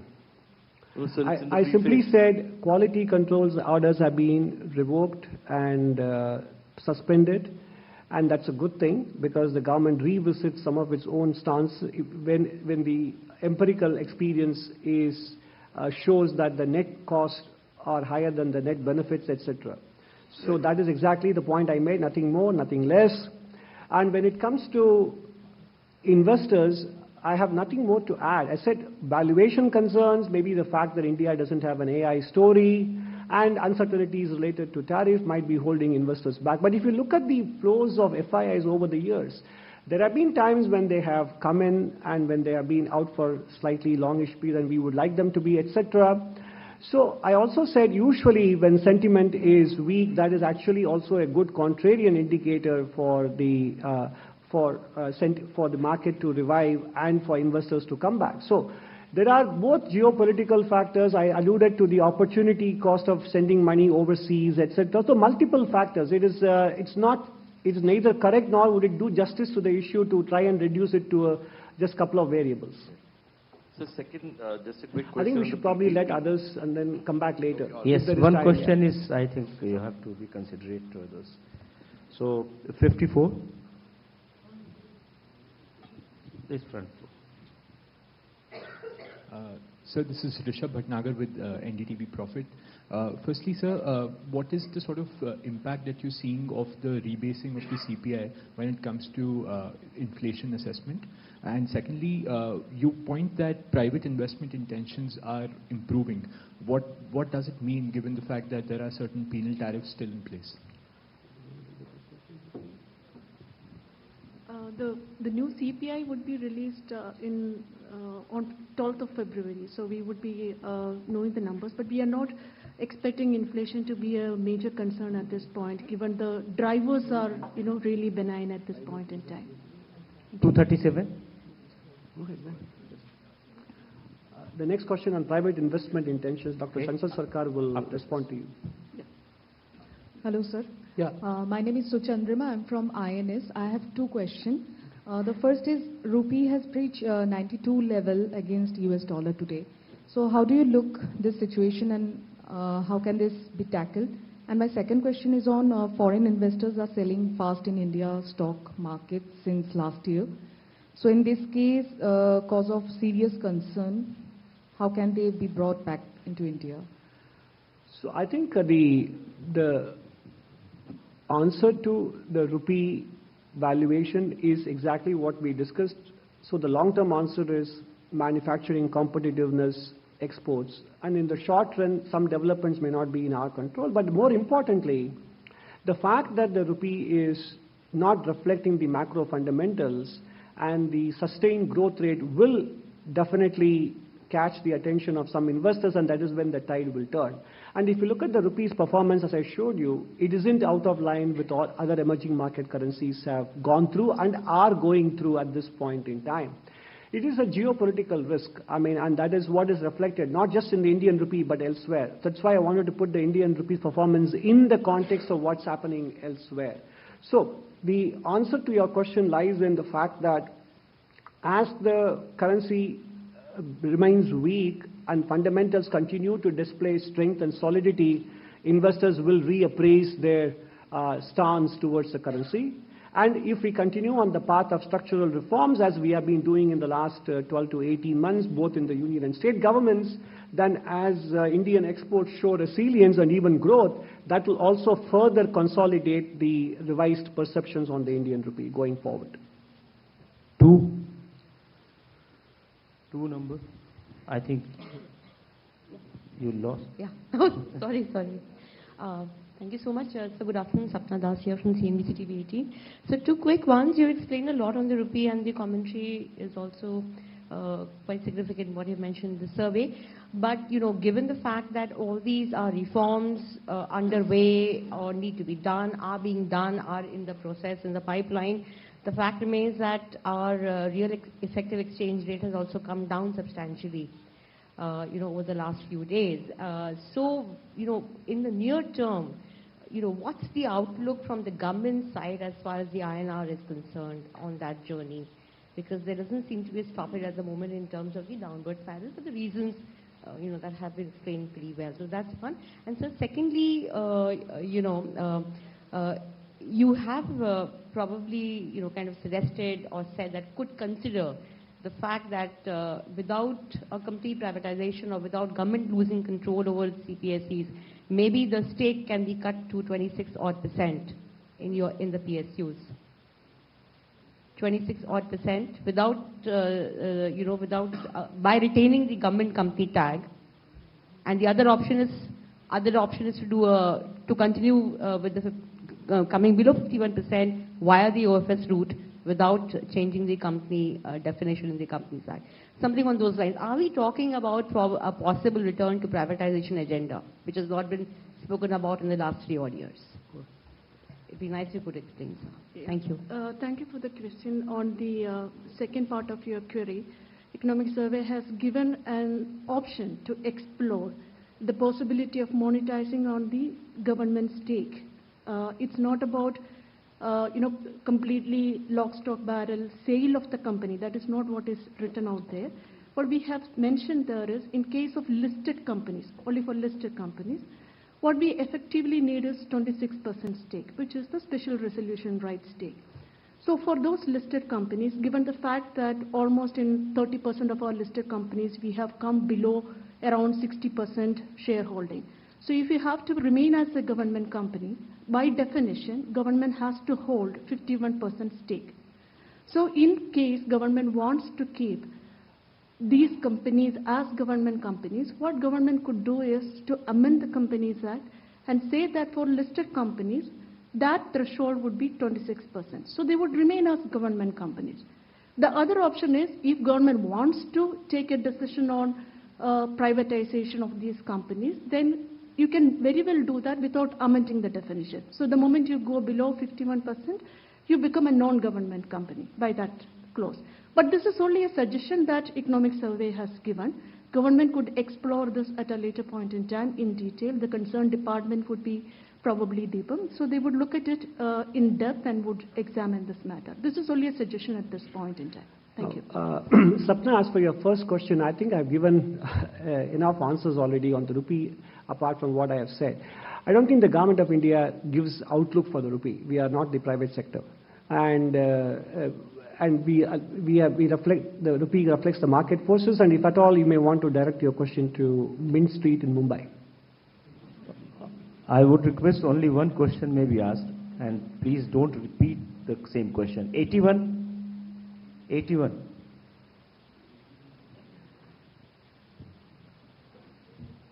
Hello, hi sir, Prakash Priyadarshi from ET Now. Economic Survey has in fact noted that the GST cuts have supported domestic consumption. What further measures would you suggest to boost consumption going forward? Look, growth is the important driver of consumption, and the government has done few things. One is the reduction in the indirect tax rates and the widening of the slabs, the reduction in the GST rates, now the ensuring that both monetary and fiscal policy contributes to lower inflation, also puts purchasing power in the hands of people. These are all the various steps that the government has taken to raise disposable income and purchasing power, and that is why consumption growth is holding up at high levels. So a lot of these actions are feeding through or flowing through in terms of the disposable income and continued employment growth, and that is why the notification of labor codes and even the various deregulation exercises, to the extent that they boost economic activity, leading to employment generation, more income, and therefore more purchasing power and more consumption. That is how the economic cycle moves on. 25, gentlemen in the front.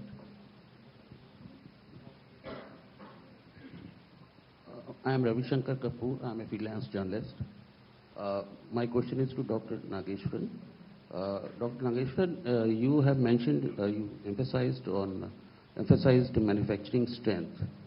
Now, there was a national manufacturing policy in 2011, then Make in India 11 years back.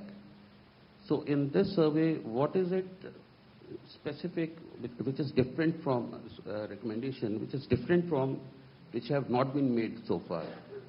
If you can put your finger on such a recommendation. Or such No, I mean, it's a good question, but sometimes we don't have to say anything new. Reinforcement and repetition are virtues in themselves.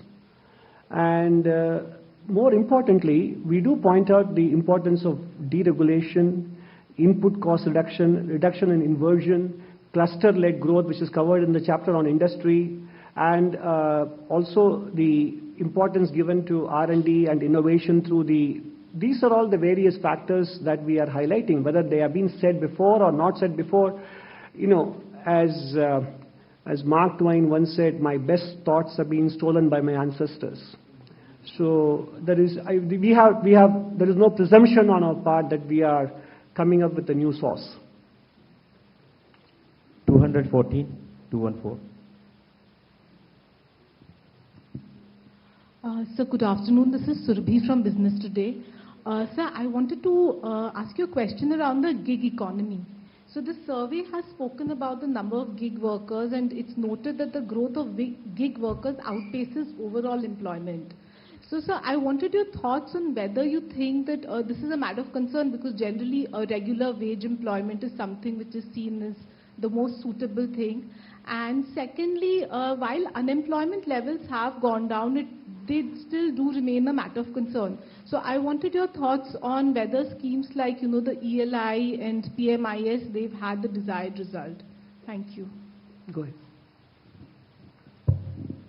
So your first question on whether growing gig economy is a matter of concern is, I don't think so, because even the labor codes have now recognized gig workers. They have given a definition, and now they are going to be brought under social security norms. So the idea of the government is to treat them as on par with other workforce and provide them the necessary social security. And of course, when the labor code gets fully implemented, you will actually see a rise in their wages also. There will be stabilization. So there is no concern on that front as of now. And of course, a lot of measures are being taken towards employment generation. There is no dearth of schemes and measures that the government is taking, NCS, E-Shram, so and a lot of specific schemes. So I don't think there is any concern on, there is no dearth of action being taken on that front. 39 left. We'll take everyone.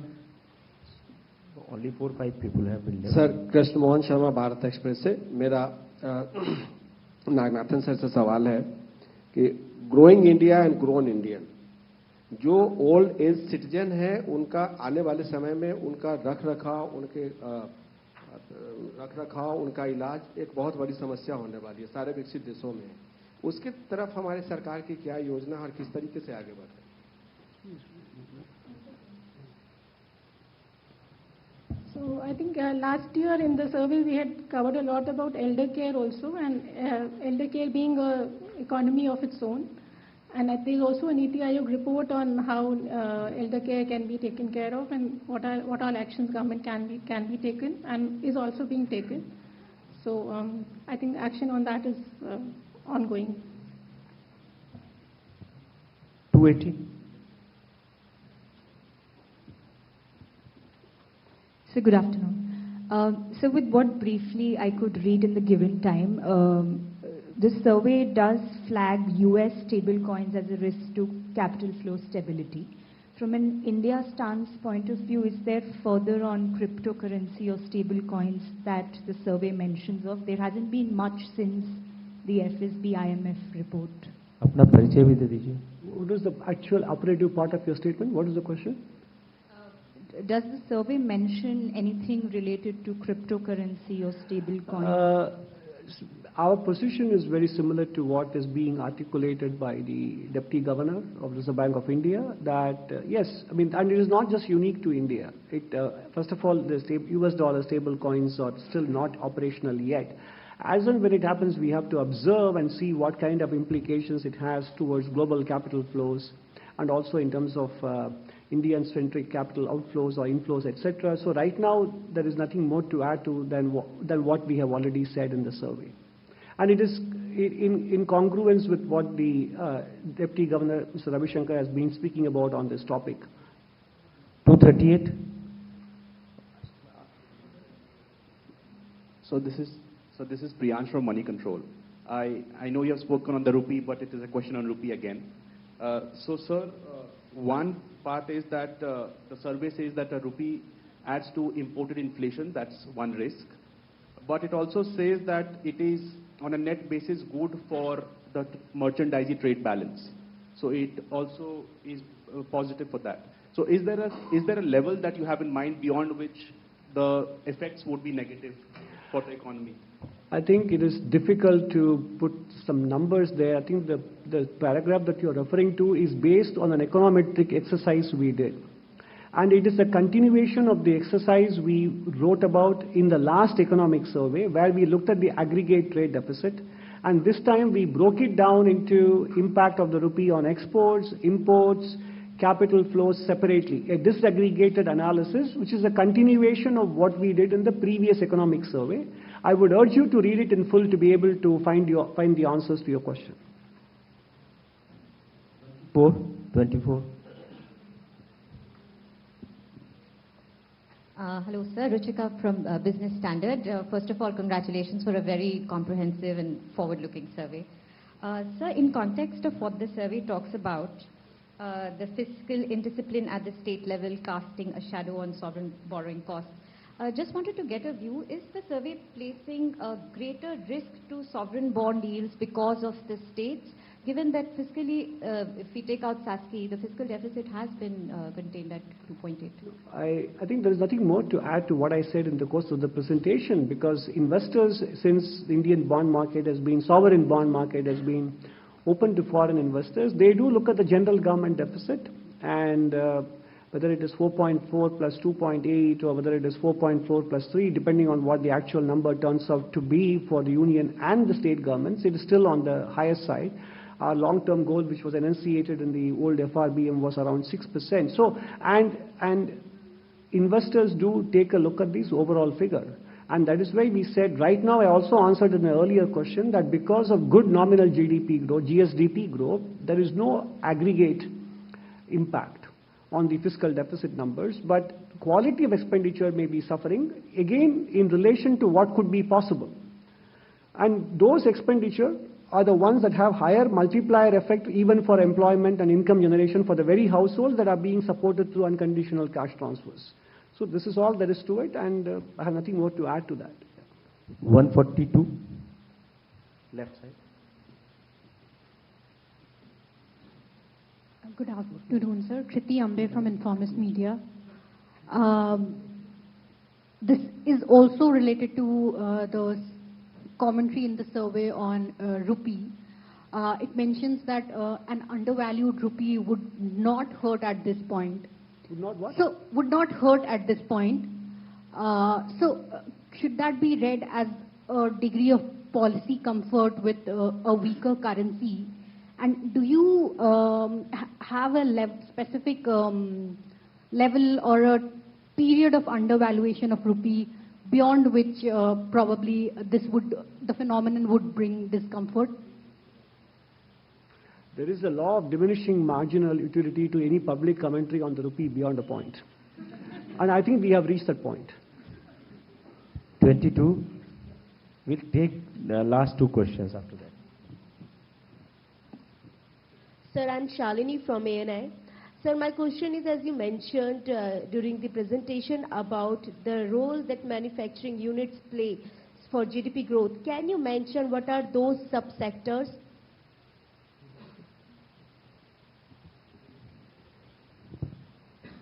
See, as the manufacturing has been an important emphasis of recent government policies, including the National Manufacturing Mission, which aims for achieving, GDP from roughly about 12.9% to 25% in a sectoral manner, like emphasizing on sectoral issues. Also, if you see the PLI, that 14 broad sector, which has brought in 2 lakh crores of investment and 19 lakh crore of output and 12 lakh jobs. So if you see these, it is clear that these are the sectors that is on the priority list of the government. Thank you. 26. Just to add to what my colleague Chanchal said, in chapter 16 also in part 1, we do talk about the kind of manufacturing, which sectors we should take up first for indigenization, which can come later, which can be left to market forces, which can be actively promoted by the state, etc., given strategic considerations. That's also covered in chapter 16, part 1, in addition to chapter 10. 9. Chapter 9 is the industry chapter. And chapter 8 is industry, and chapter 16, part 1. Together, that gives you an idea about the kind of manufacturing strategy we should be pursuing. Yes, 26. So this is Deepak Mandal from... Oh, your mic is not working. Yeah, it's okay. This is Deepak Mandal from New Indian Express. Sir, last year you had in your... You keep it close. Yeah, so last year in your economic survey report, you had said, you had flagged the risk of over-financialization of Indian markets. This year also you said that Indian financial markets are far away from the ground reality. So what are the steps the government has taken so far, and what more it can do to address this issue? I don't think I remember saying it in the survey, but maybe in some other public appearances. But subsequently, there have been a lot of regulatory action taken by SEBI, so there is nothing more to add to that. 17. I think this is the last question.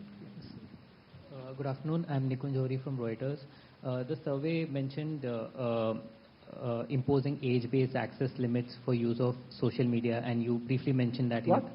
Age-based access limit for social media, and you briefly mentioned in a presentation as well the example of Andhra Pradesh and Goa. So do you think the government, Indian government, should also come up with a regulation just like Australia, which currently bans use of social media for children under 16? I have no specific idea about when or if the government of India would do so, and even in those countries it is still very early stage. They are trying to assess how effective it is, etc. But what we have heard is that the Andhra government and the Goan government are mulling these ideas. But as I said, some of these things need not necessarily only be policy driven. There is as much to do for the civil society, educational institutions, parents, and the adults themselves. Policy can help, but I think these are also issues which go beyond policy. I don't have any idea on whether Government of India is contemplating something like this. Now this is one last question we are taking, sir. 47, last. Okay, one question. Private investment replies there. Sir, yeah. So go ahead. Somebody had asked about private investment. Where are you seeing the signs of private investment coming up? We had mentioned about the CapEx survey in our chapter.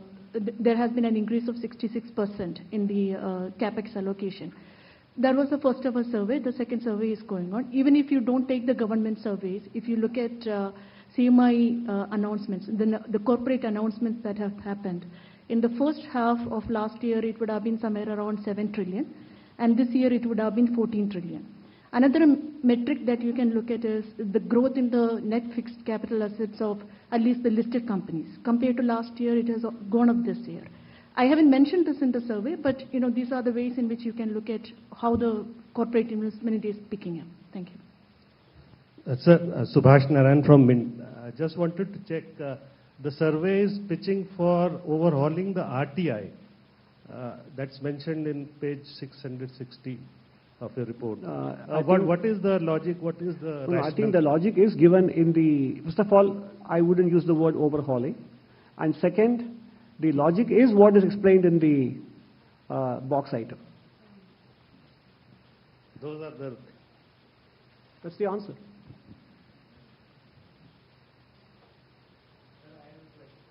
You, okay, ask last. Sir, I am Bani Kinkar Patnaik from the Economic Times.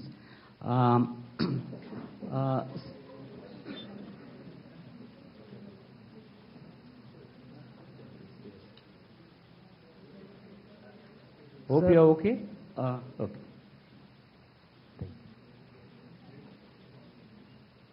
Okay. Sir, you have projected a 7% growth rate over the medium term, potential growth rate. Now, in recent years, the economic growth has been propped up by public capex. But as we know that, there is a limit to, raising public capex year by year, year after year at a, scorching pace.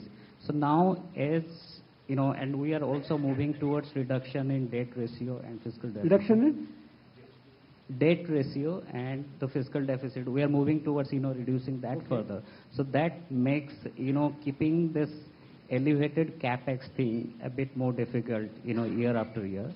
So in your medium-term potential growth rate, have you, accounted for this, this aspect that there will be a point where keeping public capex at beyond probably 3% of GDP would be much more difficult? Well, these are fair questions, but I think the important point to realize is that India's overall GFCF ratio to GDP is about 30%, and it's not entirely due to the public sector. Private sector capital formation may not be at the level that we saw in terms of growth rates between 2003 and 2008, but it was a different world.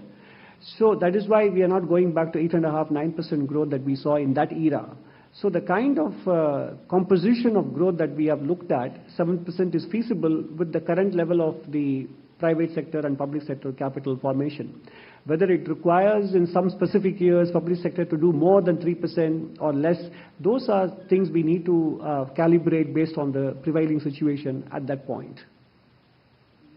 There cannot be a blanket answer to that. Yeah.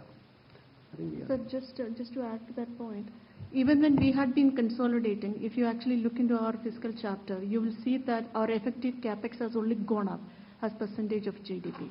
So consolidation does not mean that capex is going to come down. This has happened in the case of state governments as well. The capex is remaining intact at 2.4% despite the compression in the revenue. Thank you. Sir, चलते एक last person क्यों छूट जाए? 11.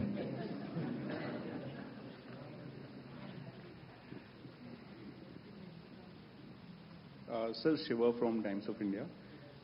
In the last year's economic survey, rising corporate profitability and non-commensurate increase in wages and employment, especially at the entry level, was one of the key concerns that you had raised. So, do you see this concern still lingering in your assessment, or has the situation reversed, or what will you want to say to the corporate? I think the data are encouraging. And the important thing is the labor codes also make it very clear that there has to be a balance in terms of the worker rights and what the employers have been asking about. So the labor code will also do its own bit to making sure that the wage growth and benefits growth is commensurate with profitability growth.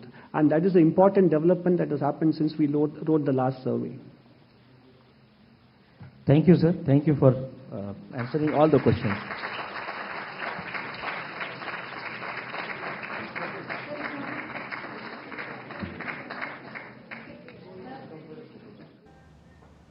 सीधा प्रसारण आप राजधानी दिल्ली के राष्ट्रीय media केंद्र से देख रहे थे, जहां पर जो मुख्य आर्थिक सलाहकार हैं चीफ इकोनॉमिक एडवाइजर वी अनंत नागेश्वरन, वो अपनी टीम के साथ जो आर्थिक सर्वेक्षण आज सरकार ने जारी की है संसद में, उसके बारे में बड़ी बातें बता रहे थे। आप लगातार अपने टेलीविजन स्क्रीन पर देख भी रहे थे। उन्होंने बड़ी बातें बताई कि क्या कुछ आर्थिक सर्वेक्षण में फिलहाल के लिए आकलन है और आगे के लिए क्या कुछ देश की अर्थव्यवस्था के लिए संभावनाएं हैं। अपनी तरफ से भी जानकारी दी और संवाददाताओं के सवालों का भी उन्होंने जवाब दिया। फिलहाल इस बुलेटिन में इतना ही, लेकिन डीडी न्यूज पर खबरों और कार्यक्रमों का सिलसिला लगातार जारी है। हमें दीजिए अनुमति। नमस्कार।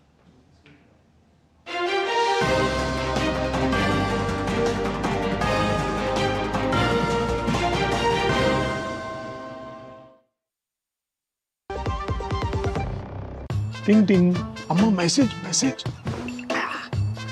मैं आपके मौसा के चाचा का नाती का पोता, शादी का कार्ड मैसेज में भेजा है, डाउनलोड करिए और आशीर्वाद दीजिए। मैं तो आपको जानती भी नहीं, फिर भी शादी का कार्ड खोलूं?